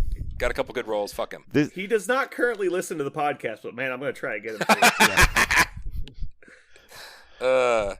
But yeah, I was happy to see us doing the same things. Like, I was afraid we were doing some egregious shit, like just doing things that weren't part of the rules. Like maybe we had picked up in some sort of weird, like, inbred thing. I feel pretty confident that if I had actually like taken Web Warriors and put practice in, that I would have steamrolled pretty much everybody. Which is part of the reason I didn't. Like, that wasn't really the point of this event. I think Web Warriors I expect them to get hammered pretty hard. If they don't, I'm just going to declare them the best faction in the game and like start playing them. Well, what was the discussion we had? It was like, do you want to win this whole tournament? Play Web Warriors. Mm-hmm. Do you want to have fun and murder some shit? Play that other list. So, I mean, I had a lot of fun killing stuff. I mean, because it is. It's just like, It was. remove model here, apply pain here. So the guy who assassinated me in the War Machine tournament, the guy I played last round, I debated him so hard. I was like, man, I really need Strange to go get this objective, because if you get all of them, that's going to be bad for me. And Beast is fast enough to get this. You dickhead. I guess I'll pass, because I really wanted to like go last to take the secure point. And then he's like, double move Beast, pick up objective. I was like, Strange activates. It's like, oh no. I definitely did that on purpose. And as soon as I was like, yeah, he's going to just attack you. He's like, what do you mean? I'm like so far away from you. I was like, I have a range 4 energy attack. And he's like, oh, okay. And he looked at Beast's card. He's like, oh no. Like, You jerk. I'm such a terrible person. Beast melts to energy. It's terrible. I needed my revenge. Yep. At any cost. And then I was like, all right, now that I've damaged you, I'll push you over here. I'll now check range. Yep, you're now within 2 of Magneto. Like, dude, it was brutal. Way to go. Yeah, I'm such a terrible person. Just out of curiosity, was there any X-Force there? Did you see any? I saw 0 X-Force. Wow. But I didn't see everybody's list. Okay. I didn't see anyone playing Cable, regardless. X-Men or X-Force. I didn't see any Cable. Yeah. I probably need to get back on that train. Well, you need to do what all the fucking criminal players are doing, which is don't talk about Green Goblin and he'll get buffed. So just don't mention that you like X-Force and they'll get buffs. Yeah. We'll get back to CID just right now. Yeah. Let's not talk about the stuff that's too good. Yeah, I fully expect them to get buffed for no reason. They don't need to be, but Yeah. I fully expect them, because people weren't excited to play them, and they're gonna want that. And that's why I didn't like these updates, is because I was worried it was gonna become a popularity contest. And just because something doesn't get played doesn't mean it's bad. Like, Inhumans are probably fine. Like, they're like the least interesting way to play the game to me, so which is why I don't play them. Yeah. But man, yeah, I definitely saw Advanced R&D for the first time. Like, everybody was like loving the shit out of that card. It's like, you don't have Advanced R&D? I'm like, it's terrible. Like, they just don't agree with me. And I get it. I understand all the logic, But like every time I saw someone play it, they're like, "Oh, well, you just hit my guy for a bunch of damage. He's gonna spread that power out to my whole team." I'm like, "Okay," and so you're just like diluting your power before you attack me, and he's like, "What are you talking about? You just gave power to my whole team." I was like, "Yeah, but they're over there. Like, I don't care what they're doing. I'm gonna kill this guy." I would say still, I just like we've always said, I don't know that there's a right way to play this game yet. Yeah. And it's interesting watching it develop. Yeah. I think the best case scenario is if there's a game in which there's very little right way to play it. I think that's the best version of a game where you can. I think we're pretty close to that right now. Yeah, there's still a bit, but it's not terrible. Yeah, all I know, there's outlier Parker, for sure. is you remember how your Spider-Man rolled like real bad? Mm-hmm. So if you took the other side of those dice that you rolled against me, he's real. That's good. what Tim did to me. Yeah. Would you say that would be an amazing difference? Oh, Yeah. Amazing motherfucking Spider-Man. That's who came at me, and he came at me hard, bro. It was do this, plus get this benefit, plus throw something at me. Every time. I remember the first attack he made, he came in and was like, "Oh, I guess I rolled 4 crits." It's like, what? And then he's like, "Oh, and I triggered momentum before resolving the crits." It's like, oh no. That's terrible. Okay, so the last question. This is the last one. We talked a lot about on the last cast about how much fun it is to go to cons, about all the stuff that happens, around, like the environment, the people you get to see. Give me one highlight that wasn't at a table playing MCP. One highlight just from the going to the event.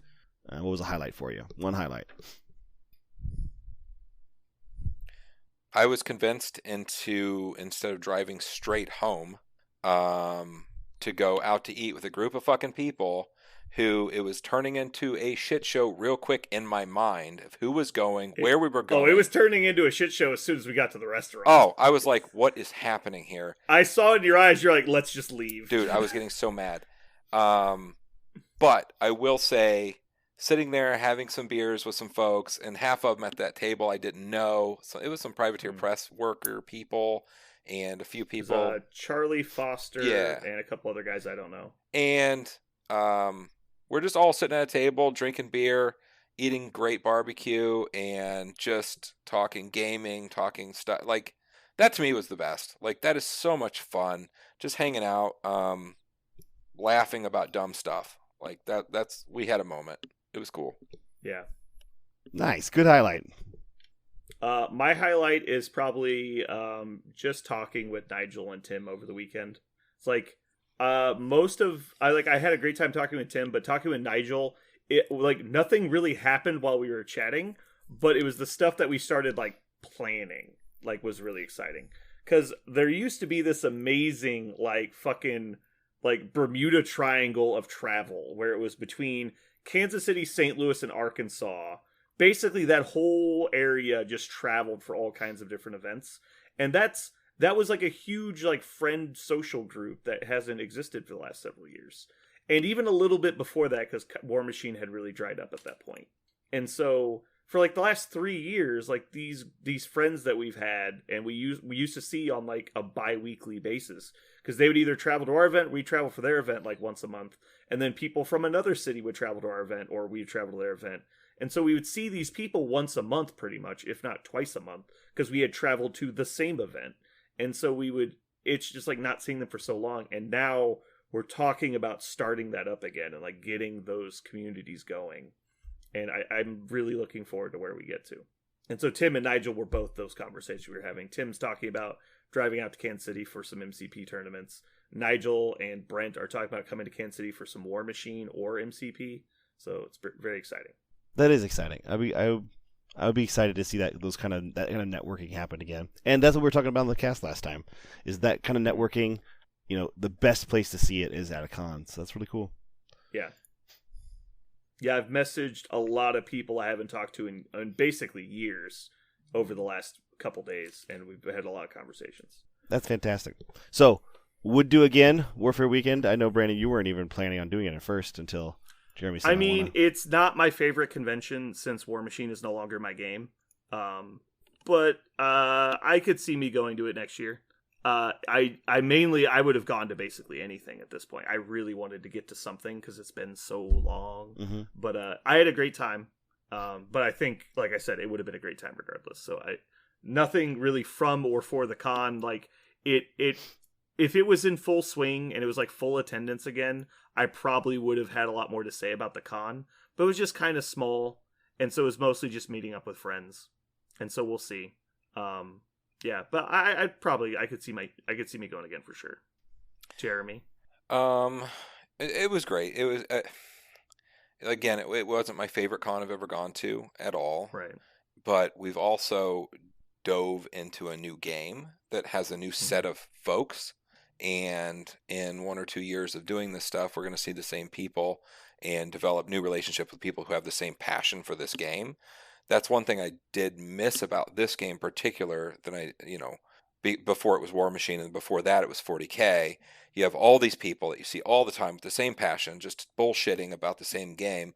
I didn't really get that as much from this because I only knew, like, I don't know, Tim and a couple other people, but a little bit of that was missing, but I can see that growing. Like, just meeting all these people that have the same passion for the same game.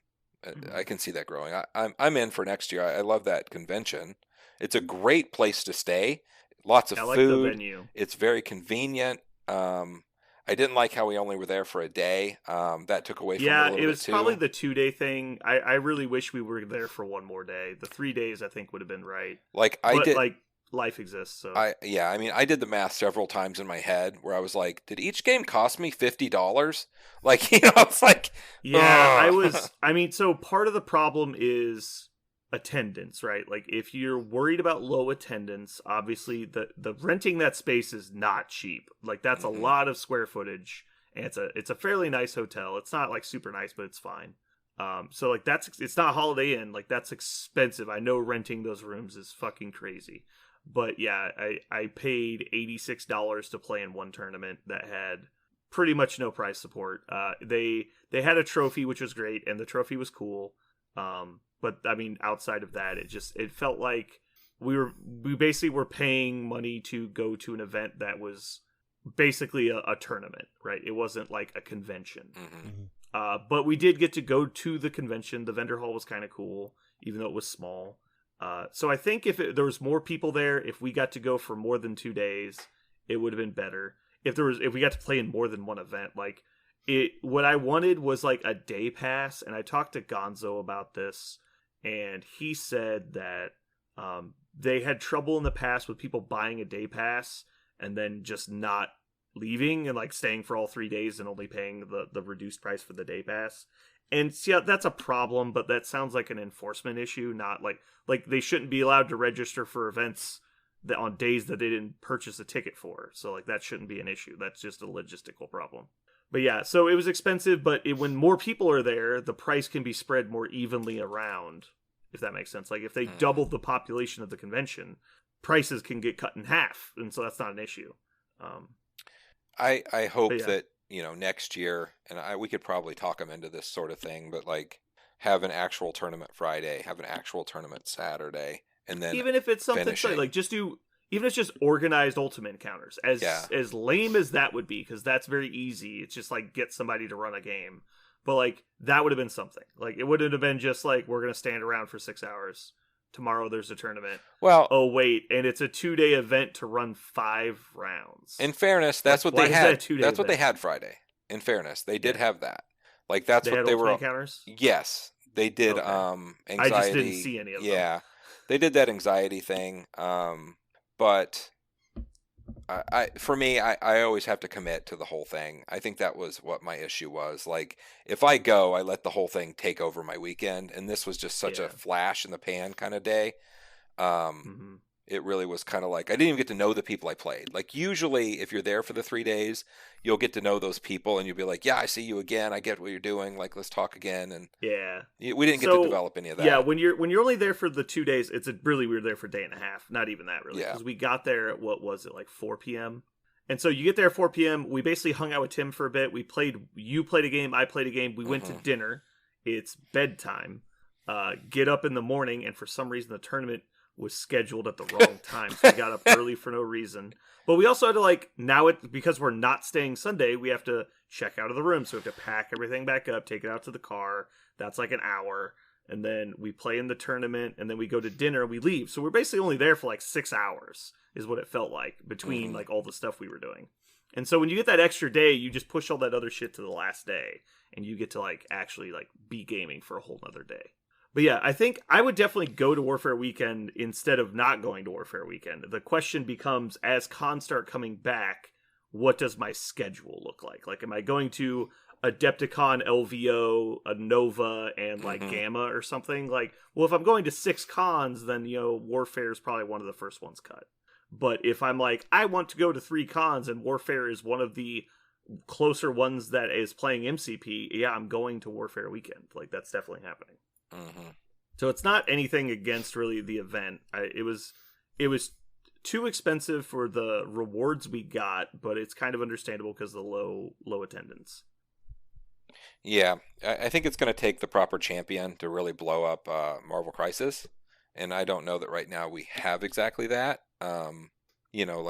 Even shirts or prize support or something. So, Marvel Crisis, Interesting thing about that is I talked to Tim a bit on this kind of similar topic, but not directly. Sure.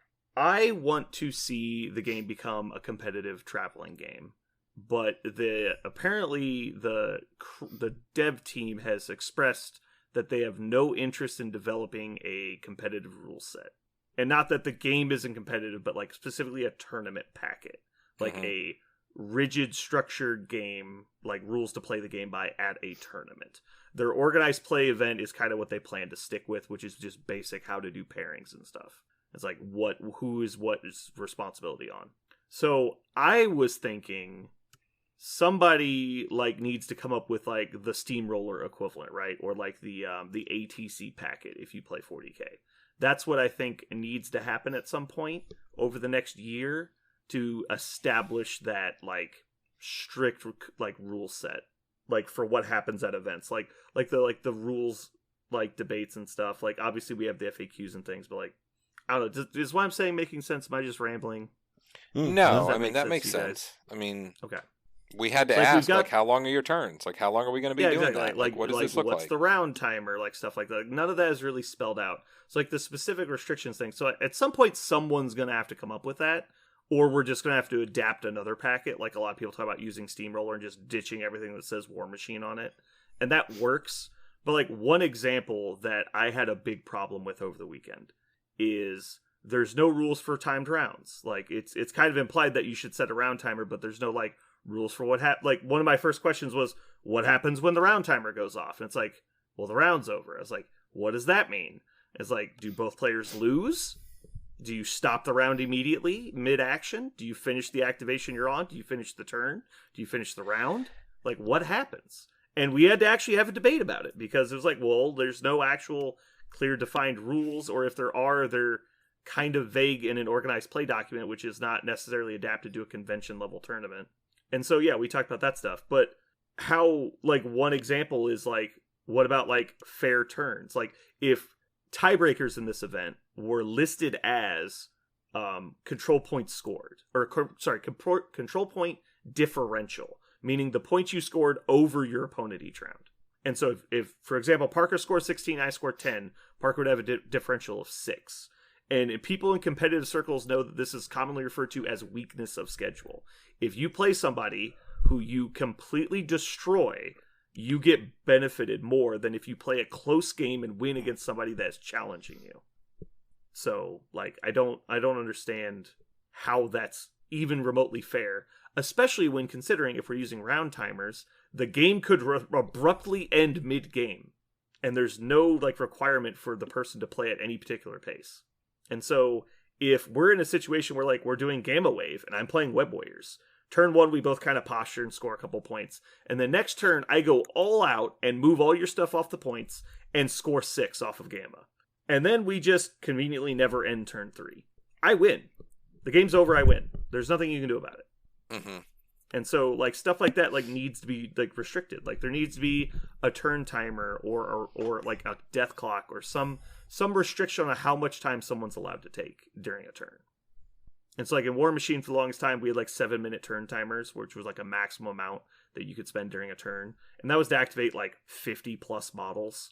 And so it seems extremely reasonable that like a 10 to 15 minute turn timer to activate 5 models would be fine. But also I think chess clocks are just the easiest way. Yeah, and I mean, you still have the people who lock up too. Like, you have to get them moving. Like, not even if they're doing it on purpose. You still have those people that go in the tank and never come out. It just and just eat your clock up. Like, that's not fair.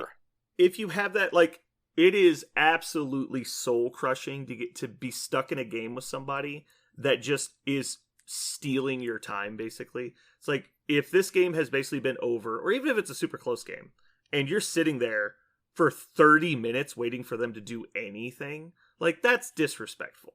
Just flat out.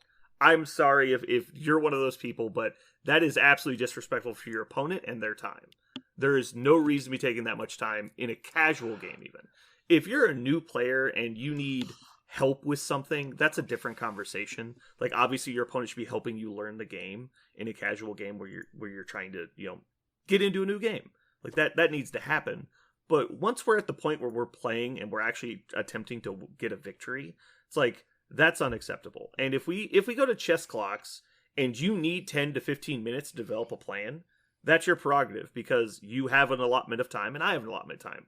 We can use that however we want. If you have a bathroom emergency and need to go to the bathroom to like throw up because you're hungover or just take a piss, I don't care. That's your time. You are welcome to spend it however you like. But that is your amount of time. You must complete your game within that amount of time. Also, one thing that came up several times is what happens when someone concedes. Mm-hmm. Like in my game against Ben, because like it went very one-sided very quickly because of like cascading events. And so he conceded on like turn 3. I had like 3 points. And I was like, so I called Tim over, I was like, so just to be clear, based on the tiebreakers, I should ask my opponent to not concede so I can stand on points until turn 6. And he's like, well, yeah, that would help your tiebreakers a lot. I was like, but that would be horribly disrespectful to my opponent to ask him to do that. And collusion. Like it was just ridiculous. So these things are, I think, why we need a tournament packet. So someone needs to do that. Yeah, there was a similar situation in even when there was a tournament packet in X-Wing, it wasn't designed very expertly, the very first one, and they basically found out that if you took a tie at a certain point in the round robin, it was just better than trying to play it out and getting win-loss. Like you could guarantee yourself a spot, the top 16 or top 8, just by taking a tie. That is referred to in Magic as an intentional draw. Right. Yeah. There are rules for it. Right. But of course, you want to try to avoid that situation because it's collusion. Well, in Magic, they just said this is allowed. You can do it if you want. But yeah, if you do it when there's no rules for it, arguably that's collusion. Yeah. Also, there are no rules against collusion at the moment because there's no tournament packet. Right. It's like there's nothing saying that you can't pair with somebody and they just allow you to score 25 points. That's an allowed thing in the game currently. Yeah, like right now, Jeremy could have said, "Hey, Richard, I know we know each other, so why don't you go ahead and let me win?" And he could have said that yes 100% could have happened. Jeremy could have said, "Hey, I'm more practiced than you. How about you give me this one, and I have a better chance of winning than you?" They clearly didn't do that, but that was an option on the table, and Richard probably would have said, "Sure, whatever, I'll just go get dinner." Instead, he turned you over and beat you like a redheaded stepchild. Yeah, he just fucking destroyed you. What? Jeremy just looks at us like, "What did you say?" What a jerk. What a jerk. So I guess my thought process here is, do you guys want to make a packet? Is that what you're talking about? Yeah. Oh. I think you've already made the packet. You just need to write it down.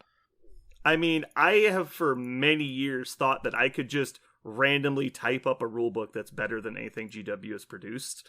But that seems like a bold statement, but also a very low bar, so... I mean, everything that you've said has been discussed on other podcasts in one way or another. Yeah. I mean, you're not... Someone just needs to do it. Yeah, it just needs to be done. Because historically speaking, when it comes to competitive war games, tournament packets made by companies are always bad. They're not terrible, but they're always written from this like neutralist standpoint and commonly they're more worried about not offending anyone than actually making rules that function well. And so, for example, like even back in the day, they try to make the game very accessible. Generally, yeah, they make the game accessible and friendly, but all they're worried about is preventing the most egregious things from happening. And honestly, even if they do, commonly their scenario packets are written in a way that just passes the buck. And so it's like, oh, well, just call a judge, and they don't worry about it. It's like, well, we need a standardized ruling system. That way everyone's playing under the same rules, because that's the way to do it fairly. And so, like, Steamroller came out for War Machine, which revolutionized how War Machine was played. And from then on, it was a completely different game. And eventually, the company basically acquired the scenario packet from the individual that wrote it, and adapted to make it their own. And I would argue it got worse. But yeah, like the same thing with 40K has happened. The ATC packet came out, which was written by a group of individuals, and there was another version of it in the previous edition. And so when those people were like, hey, the company is not taking the steps necessary to get us to the point we want to get to, we are going to publish a little rules packet that's going to clarify all the stuff that's kind of up in the air. And so I think someone needs to do it. I don't think that we're the best people to do it. I'm sure 100 people could. I just think someone needs to. And if we think that we could do that, I think it'd be interesting. It'd be an interesting experiment to try. I'm quite confident that I could not think of all the things that would have to belong in that. But oh, don't worry, because my obsessive compulsive nature will let us find those things. yeah. But anyway, so I'd like to try. I don't know what you guys want to do, but if that's at all interesting to you, I think it'd be fun. I will tell you what I would do is I would definitely play it if you wanted to try it out. I'd definitely really, say, we should test it. Interesting concept. Yeah. No, we don't test it. We just have strong opinions and push it upon others. If I've learned anything from the 25 years of JW's success in my lifetime, don't test anything. Just put it out. What could go wrong? Jam it through. Just print it. Send it to print. We'll fix it in post. It's like, sir, there's no post in print. You're like, I don't care. Yeah, I would actually like to see the timers start going consistently, like everywhere. I think that's an easy fix. I think people need to get away from just being, I'm not going to do it because I'm not going to do it, or I don't want, like, come on now. That's so just... the example I'm going to take analogies from another game, but as an example, because these are not things that happened in the tournament or things that have happened in Marvel Crisis Protocol, even to my knowledge. But what happens when you get paired against somebody, and God forbid this ever happens to you, but you get paired against somebody, and the first turn of the game, your opponent goes, I don't like you, for whatever reason. Maybe you've had a bad interaction prior. Maybe they just don't like you because they're, I don't know, racist. We'll just make up a reason. And they go, I'm just never going to do anything. They're like, what do you mean? And you're like, I will never take a turn. I'm going to sit here for 90 minutes till the round timer goes off. We're both going to score 0. I'm going to drag you down with me. And you're like, what? You're like... So here's the quick answer for that. Then the TO walks over and they're supposed to, everybody says this, right? They say, well, the TO would just throw them out, right? But there's no rules for that. There's no established rule set for what happens in that situation. According to the rules packet, you're not even allowed to tell them they're playing the game wrong because they haven't violated any rules. There's no rule saying you must take actions. Douchebag McGee can be a douchebag. Yeah, and even if there was, you'll get one tournament organizer. Maybe the tournament organizer is friends with this guy. And he goes, well, technically, there's no rule against just sitting there being a jackass. And so you're like, well, but he's being a jackass. Like, disqualify him for unsportsmanlike conduct. It's like, well, there's no rule for unsportsmanlike conduct. Like, there's no established precedent for what happens. So some events, you'll get thrown out for rolling the wrong number of dice. And then other events, your opponent will be allowed to drag you to hell with them. And maybe when you play... maybe the fucking... maybe they get a lucky, like they get initiative and they can guarantee more points than you. And so they play the first round, it goes 3-2, and then he just sits there for the rest of the tournament. He's like, well, I already have the victory. Why would I ever take another action? And you're like, because it's how the game works. You're like, not for me. Like, okay. Like, just stuff like that. And obviously that's a over dramatized extreme, but what happens? Like, I've had people tell me horror stories of that happening. And obviously, hopefully, it's very rare, but it's just shit like that happens. Mm-hmm. That, and I mean, what's the proper punishment or proper handout of how you're supposed to handle it? And so, like, I actually got myself in a situation, which you probably did too, Brandon, but you handle it yourself. Whereas Something happened on the tabletop. I don't remember what it Oh, was. I I'll missed. talk. I'll talk. I know what you're I talking about. miscounted my power. I went Mhm. ahead and made an attack. I did something. Something happened. I probably death blowed, Mhm. flurried, whatever. And I looked back and I was like, "Oh no! I had one less because of X, Y, and Z." Yeah. And so I said, "You know what?" And he's like, "Okay, just do." And I go, "Just stop." I go, "I'm going to put my model back. I'm just going to say activated. It was my bad. Move forward." He was ecstatic. It probably cost me the game, but Mhm. I fucked up. It was on me. So I punished Well, myself. it's okay because you had already lost to Richard at that point. That was not Richard, by the way. I would have spent unlimited power doing anything to win that game. Yeah. So the example Jeremy was talking about in my game against my first round, the guy that was playing Convocation, I rolled too many defense dice on Sorcerer Supreme's nuke, his big AoE. So he hit 4 people. The first guy you attacked was my Doctor Strange, and I forgot I was incinerated. I rolled too many dice, and then damage was applied. We moved on, and then after that attack was done, he went to attack again, and I realized Strange was incinerated. So I told him, I was like, hey, I don't know what happened because it's been 4 attacks and an action ago. I don't remember how much damage I started with. I don't remember what we rolled. I don't know what your successes were. Like, I don't know how to resolve this. I was incinerated. So we called the judge just to see basically what would happen. And I was like, well, I see a couple ways we could resolve this. A, I get a warning. B, we put a damage on Doctor Strange and say he rolled too many dice. It's more than likely that one die didn't prevent more than 1 damage. So he's going to block 1. Or he's going to not block 1 of the potential damage that came through. So he's going to take 1 additional damage. And then 3 was basically try and rewind the game, which since neither of us knew exactly what the game state was an irreparable game state, which is what the judge decided to go with. Tim, I disagree with your ruling. But it was fine. We did it the best we could. The problem is, because we didn't know what started, is if we reroll the attack and he rolls no hits, do I heal? Because he dealt damage. What happens if he does 1? How much damage do I take off? And I don't know what the difference would have been if he rolls 7 damage on this one and I block 6 of it. Where is the remaining health total? Like, we had no idea how to resolve that. And so I think the right way to do it is probably just A and B. You give me a warning, and then we put a damage on Doctor Strange. I think would have been the best way to resolve it. But there's no established way to do that. Like, what does a warning even mean? Because there's no tournament packet. I always think that whoever fucked up should take whatever worst version should apply, as in what you just said. You take the damage, you get a warning for being a douchebag, don't do it again, and then, I mean, I brought it up, so obviously I was trying to fix it, but yeah. In my case, I brought it up as well. Like, I was like, oh shit, Yeah. And it happens, but you just take whatever scenario, and again, a packet would solve this. It's in the packet. You just look it up because nobody. There would just be a section. What happens when the player rolls the improper amount of dice? And it would be like, if it's not past the event, and if it is past the event, what are the 2 effects? Yes, and nothing feels worse as a TO tournament organizer than having to figure this shit out and make enemies, and having to deal with this stuff because it's unfair to them as well. You created a mess, like. How do you untangle that as someone running a convention, running an event? Like, there's no good way. Nobody's going to be happy once you divvy out whatever sort of punishment or screw up. Like, it sucks. Boundaries protect everybody, the authority and the participant. Yeah. We've had issues at our store lately of people not using the judge properly.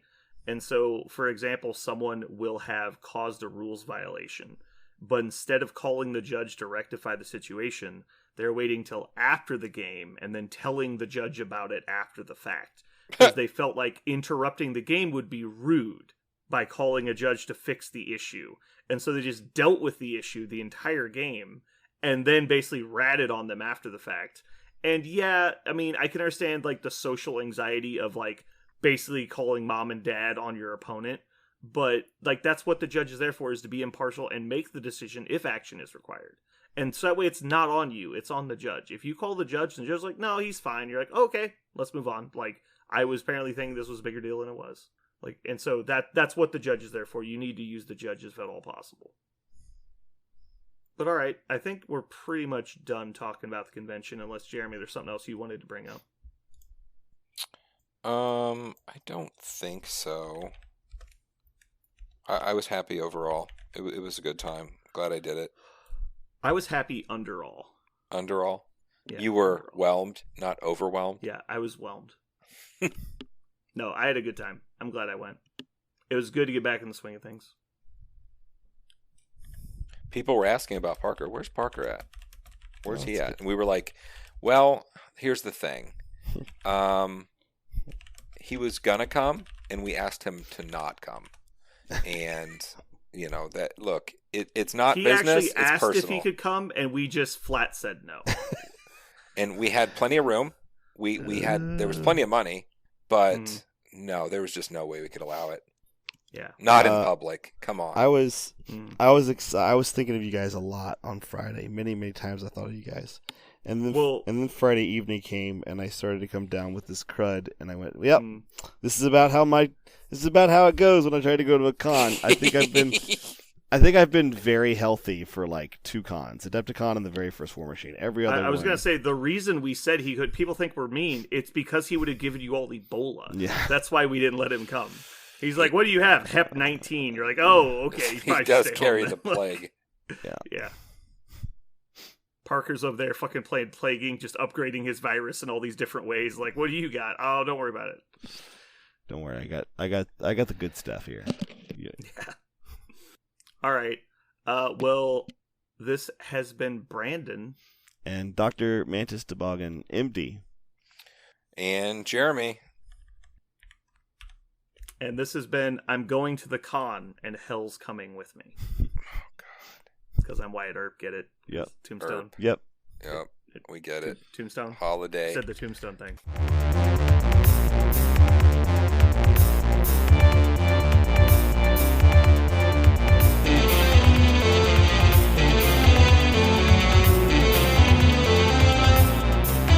So what are we gonna call this thing?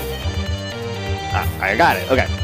Incredible, new, fantastic, astonishing, mighty, original, uncanny, sensational podcast. I'm just gonna put down infamous.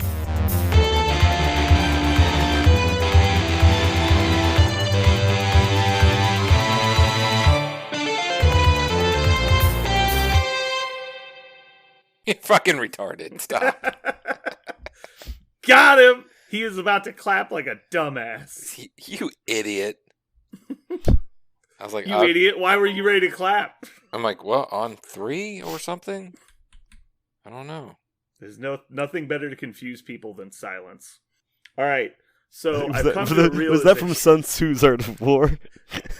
Yeah, it's almost as good as his most famous quote, which is, "The greatest mistake one can make in strategy is posting all of one's secrets in a YouTube video and then sharing that to your enemy." Yeah. Parker, have you seen The Great Potato War? What's that? It's posted to the channel. Go watch it, goddammit. Hold on, I'll get it for you right now. So anyway, I've come to a realization, Jeremy, Uh-huh.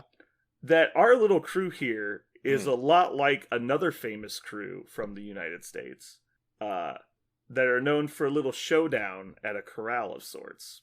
Oh. And I have come to the realization that Parker is Doc Holliday. Because I always have Because you're always dying. He is Because I'm always dying. coughing. Because I'm always He's coughing always up like blood. bedridden or something at all times, and it's very annoying. No, that's hilarious. Oh. So I'm obviously Wyatt Earp, the guy who has to deal with all the bullshit everybody else causes, and the only one that carries his shit around like all by himself. Oh, I love everything about this analogy. Everything Yeah. about it. So Jeremy, which one are you? Well, if you're Wyatt Earp and I'm Doc, who's the last one? It's There's 4. It's his 2 brothers, I believe. yeah. I can't remember their names now. That makes me so sad. I'll be the guy with the mustache. He lives forever. He looks the same. Yeah. Oh, you're talking about the movie Tombstone? Yeah. Tombstone. I'll be your Huckleberry. Poor. I gave you a pretty good role, Parker. I but know. you are gonna die any second. I do love me some Val Kilmer. He's coughing up some blood. Poor souls too high strung. There was so many good parts in that. Oh my god. Yeah, that like Val Kilmer's lines, all of them are like infinite. They're so good. Yeah. All right, Parker, I've sent you the link to The Great Potato War. Your homework is to watch it by Thursday. Okay. No complaints. You won't see me complaining. Oh, I saw this. I saw this. I saw this, but I didn't watch it. I saw that it was posted. I'm glad that we've established that what I said was correct is that I've already sent you the link and you didn't watch it. I am now the excite. I am the excite to see. To anyone at home that wants to watch it, it is just a masterpiece of YouTube engineering. But it is by a guy named Technoblade. He does Minecraft YouTube channel stuff. But the specific thing you want to go to his playlist and watch The Great Potato War. It's a 3-video segment, and it is amazing. Is it describing if you like something math in Minecraft? and psychological warfare, you will be very entertained. Is it like Most a people are description into of something that. he did? Yeah. Is it something like is a description of something It he is did? a live telling and documenting of the greatest war ever conceived and executed. Is this what is in Minecraft? Is it or is it? Yeah, it's in real life? Minecraft. Okay. Did It you is guys a hear? violence-free war. Go ahead, Jeremy. Oh, I didn't know if you guys saw that or heard. Mike Tyson became like super religious. Mm-mm. Yeah, he was punching everybody in the face. What on? Gotcha. Well, you got it. Jeremy, leave the jokes to the professionals. That was good. In He's the trying to move in face. on my turf. I don't think Parker was ready for that one. No, I wasn't at all because Got it him. wasn't Brandon who said it. It was- Got him. I'm always ready for that shit when it's Brandon. Are He's you saying like, you don't take me seriously? What do you call No. 3 hot dogs Brandon- and a banana sandwich? You're like, Brandon, I a don't long know. time ago, I stopped taking you seriously. You know what's funny? Every once in a while I'm like distracted, you'll come up and say something that's total bullshit, and thinking it must be a regular person talking to me in my peripheral vision, I will take it seriously for like Yeah, half you a fucked second, up. and then I'll look up and see it was you. Like, god damn it. No, I'm really good at getting people when I want to Yeah. because I am like a master of conversation. Right. I know what I can say to get somebody like committed to a thought process and then just fucking yank the rug out right out. I from think underneath them. I think you're just like a crocodilian. You just wait. You're very patient. You He just hold- lurks. You just hold still. Yeah. You wait for everyone to be like, yeah, I'm pretty sure I know. Like, I don't know how people talk, and you're like, and you grab them, Yeah. and then the best part is when you grab them, it's a very dispassionate thing. You just Yeah. grab them, you start death rolling, their arms Yeah. come off and stuff. But meanwhile, they're the whole time, if you actually just watch my eyes, I only smile with my mouth. And Yeah. I'm dead inside. oh And yeah. So it's a very dispassionate destroying of their psyche. I It's really just like, the more I go down this crocodile analogy, the more I appreciate it. Being struck by you is like watching an animal being taken by a Nile crocodile. It's just equally Yeah. but also it's dispassionate and it's terrifying, but also like you're designed for it. I think you're correct where you have like He's you- designed for it. A whole lot of suffering and emotional trauma went into making me the way I am. precisely. Like you have to. One must marvel slightly Yeah. at this in the same way that you look at a crocodile. You're like, wow, millions of years of evolution brings us to this perfect form for this task. Yeah. That's basically you for bullshit. Yep. For I was made for bullshit. this. I was born for this. Like an artist with clay. Mm-hmm. Mm-hmm. Oh boy. So some stuff happened since last time we talked. Oh yeah, Parker got sick. Yeah, that I gotta say. that's pretty standard though. Like, aren't we just like yeah, I used mean to that? it's not news. It's Yeah. just it's a fact. It's another Like, fortnight. sun came up today, guys. Yeah. Parker's sick. When you take these long cruises, you need to eat lemons. Like, Yeah. it's like nonstop. not so limited. Oh shit. Mm. He's like, you told me you were gonna get me a whole meal. He's like, I lied. You can have some of these lemon slices though. I'm not gonna suck on a lemon, Frank. All right, you're lost. Like, give me the lemons. Oh, it's tart. No, It's so dark. it's good. It's good. Fights off the scurvy. Oh. I was telling Richard the other day that PBS should just be legally mandated to play Sunny 24/7. Like that should just be like required. On Like, PBS, they just public broadcast or whatever it is. the like, electric just- company followed by. Yeah. No, there's no electric company anymore. It's just Always Sunny. Oh. Every hour of every day, Always Sunny, no commercial breaks. They just play the Why? series on a loop.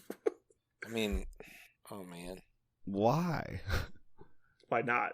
The world would be a better place. Okay, I suppose. No, that generation isn't going to like it. I don't care if they like it. They need to see it. It's like the historical archives. At this point, it really is.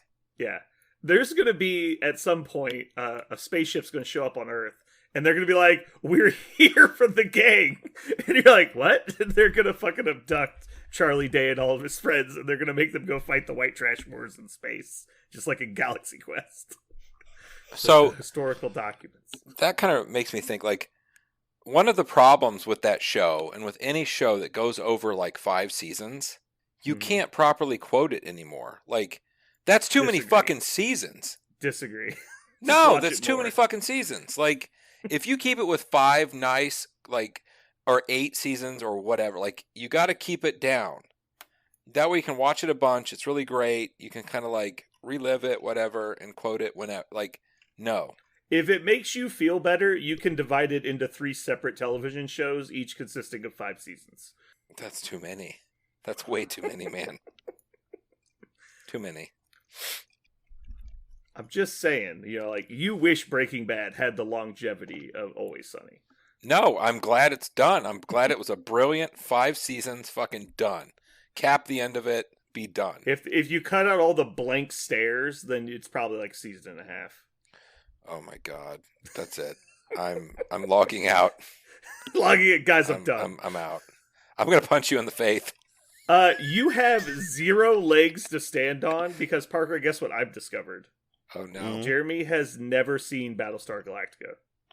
I've also never seen Battlestar Galactica. Oh my god, I formed a podcast. Fuck with you. the 2 Fuck you, biggest Brandon. losers in the galaxy.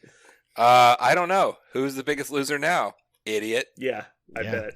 Who wasted all their time with some fucking nothing show? Yeah, let's consult our options here. Who's the biggest loser? We'll just cover a quick summaries. Parker thinks Rogue and Gambit are worse than Scott and Jean. Also never seen Battlestar Galactica. Continuing to Jeremy, should I keep going? Oh man. Don't worry. It's like shit is gonna burn down this week. At least I now know the subject of our podcast. I'll make the list. Yeah, I'll make the list. All right, are you guys ready to get started? Do we have more shit to yell at each other I about? don't know. No, fine. good. All right, let's get going. All right, just because Jeremy started this, we're gonna have to get serious. Hold on. You can't Can't even say it's so stupid. I can't even say it. It took me. I had to really think. Yeah, maybe it took you a while to Focus. get the nerve up to say it. I out had loud. to. I kept laughing. I kept hearing in the faith. It kept making me laugh. Parker, did you hear about the lobster that got a job at Pizza Hut?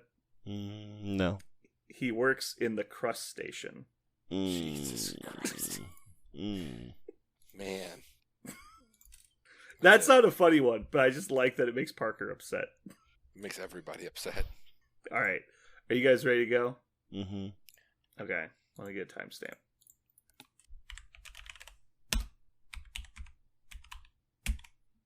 Oh God. Because I'm Wyatt Earp, get it? Yep. Tombstone. Yep.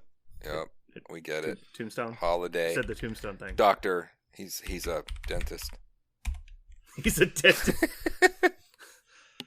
So is Parker now going to be Dr. Mantis Toboggan, MD, DDS, Esquire the Third? Yep. I agree. Alrighty. Oh, so did you guys do anything fun recently other than go to conventions and be sick? No. I went to see Eternals today. Was I'm it actually really. I'm kind of. Would you be willing to see it again? Or is that a one-off? I would go see it again if you paid me $100. But separate note, not because I don't want to see the movie. I'm just very busy. And so when I go see a okay. movie, it's like I'm going to see a movie next week, but I'm going to go see Afterlife. So Okay. So I could see Eternals again. where do you put it within the Marvel universe? Like a B, C? Like Well, I don't do numbers, I I don't do. I know, that's why I numbers. fucking we said do that. numbers here on Infamous. I'd give it a 6.5. I was C. expecting it to be not bad, but not mind blowing, and I was positively whelmed. Better I thought than it Carnage. was good. The acting was good, but I didn't really connect with any of the characters. If that makes sense. Because you're racist. I am very racist. I actually noticed multiple points. I was like, is this movie intentionally over politically correct? It felt like they were trying to anti-whitewash Marvel in one movie. And I'm like, guys, like, I know, like, cultures exist, but, like, I don't understand, like, why we're going from, like, culture. Like, it's like, we were just jumping from, like, it was like, the Last Jedi, the last, episode 9. When it's just like they're sprinting from like exposition to exposition in different locations. I'm like, that's almost what I felt like in Eternals. They were jumping around so much, it felt forced. And I was like, okay, I get it. Like this explains a lot of their past and everything.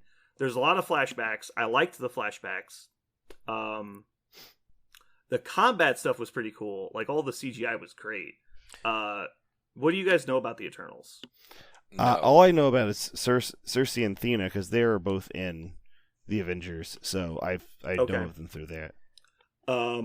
There was multiple funny parts. Like the comedy came off decent. It wasn't like a Ragnarok though. Like it was more like sparse, but it seemed to land pretty well.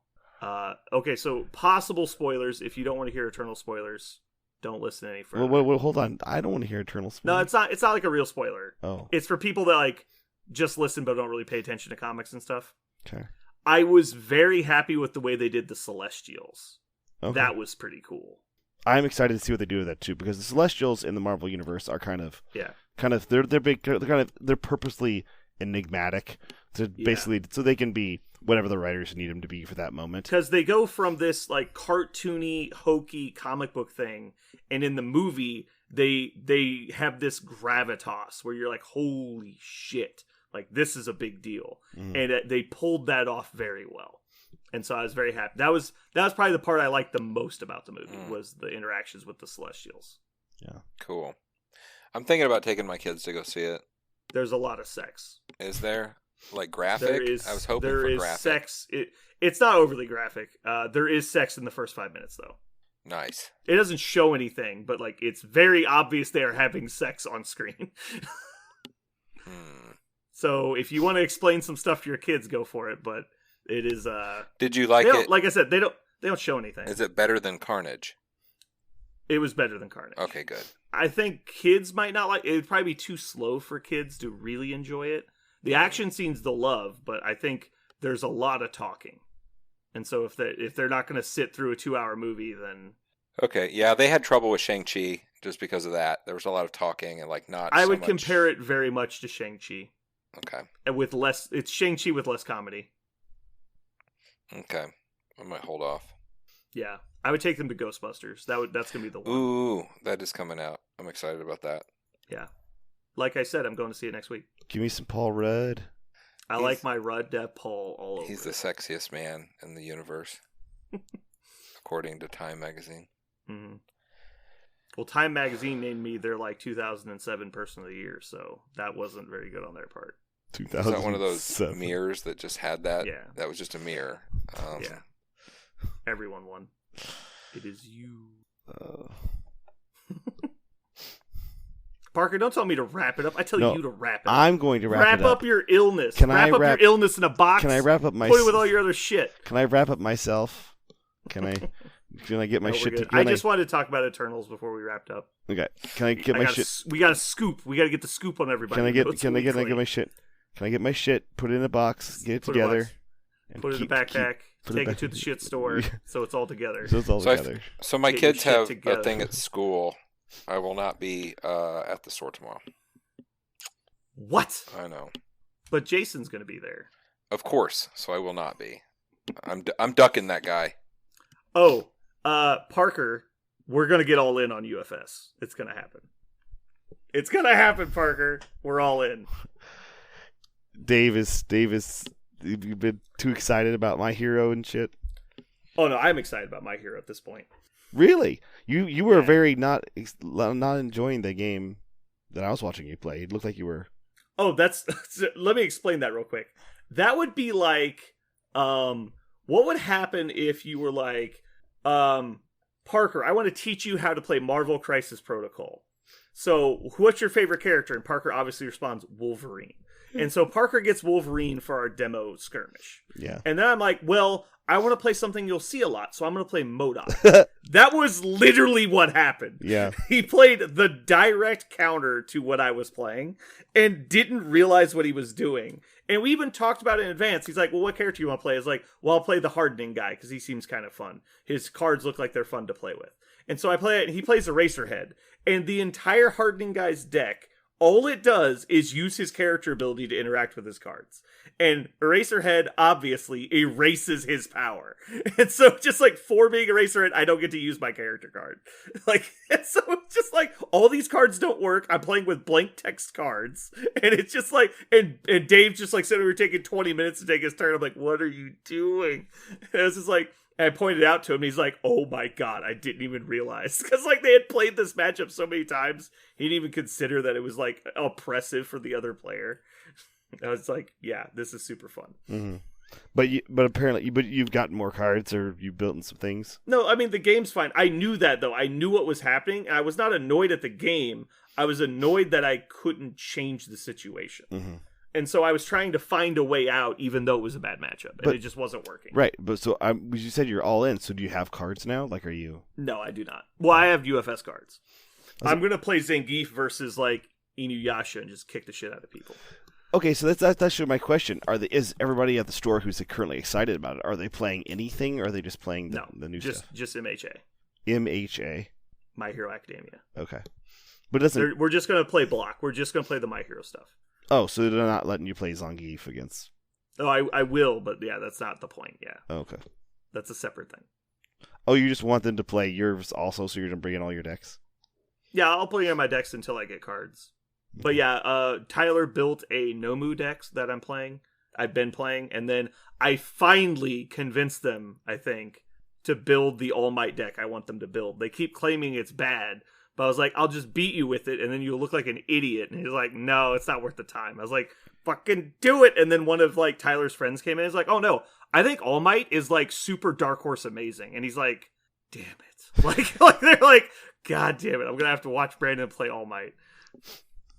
I like his card interaction. He has a 5-card hand size. He can permanently reduce it by 1 to immediately draw 3 cards. This is exactly my kind of all-in strategy. Yeah. It's like, fuck it, I'll burn the house down as long as I can get more cards right now. It's going to be awesome. Anyway, so that's fun. I will play the game with you. I will play the game. If Brett, if you're listening, UFS, it's back. Play UFS with us. Brett Fogel, listen. All right, that was all I needed. I will play with you. All right. Jeremy, are you ready? Uh-huh. Good night, everybody. Goodbye. Goodbye now. Goodbye.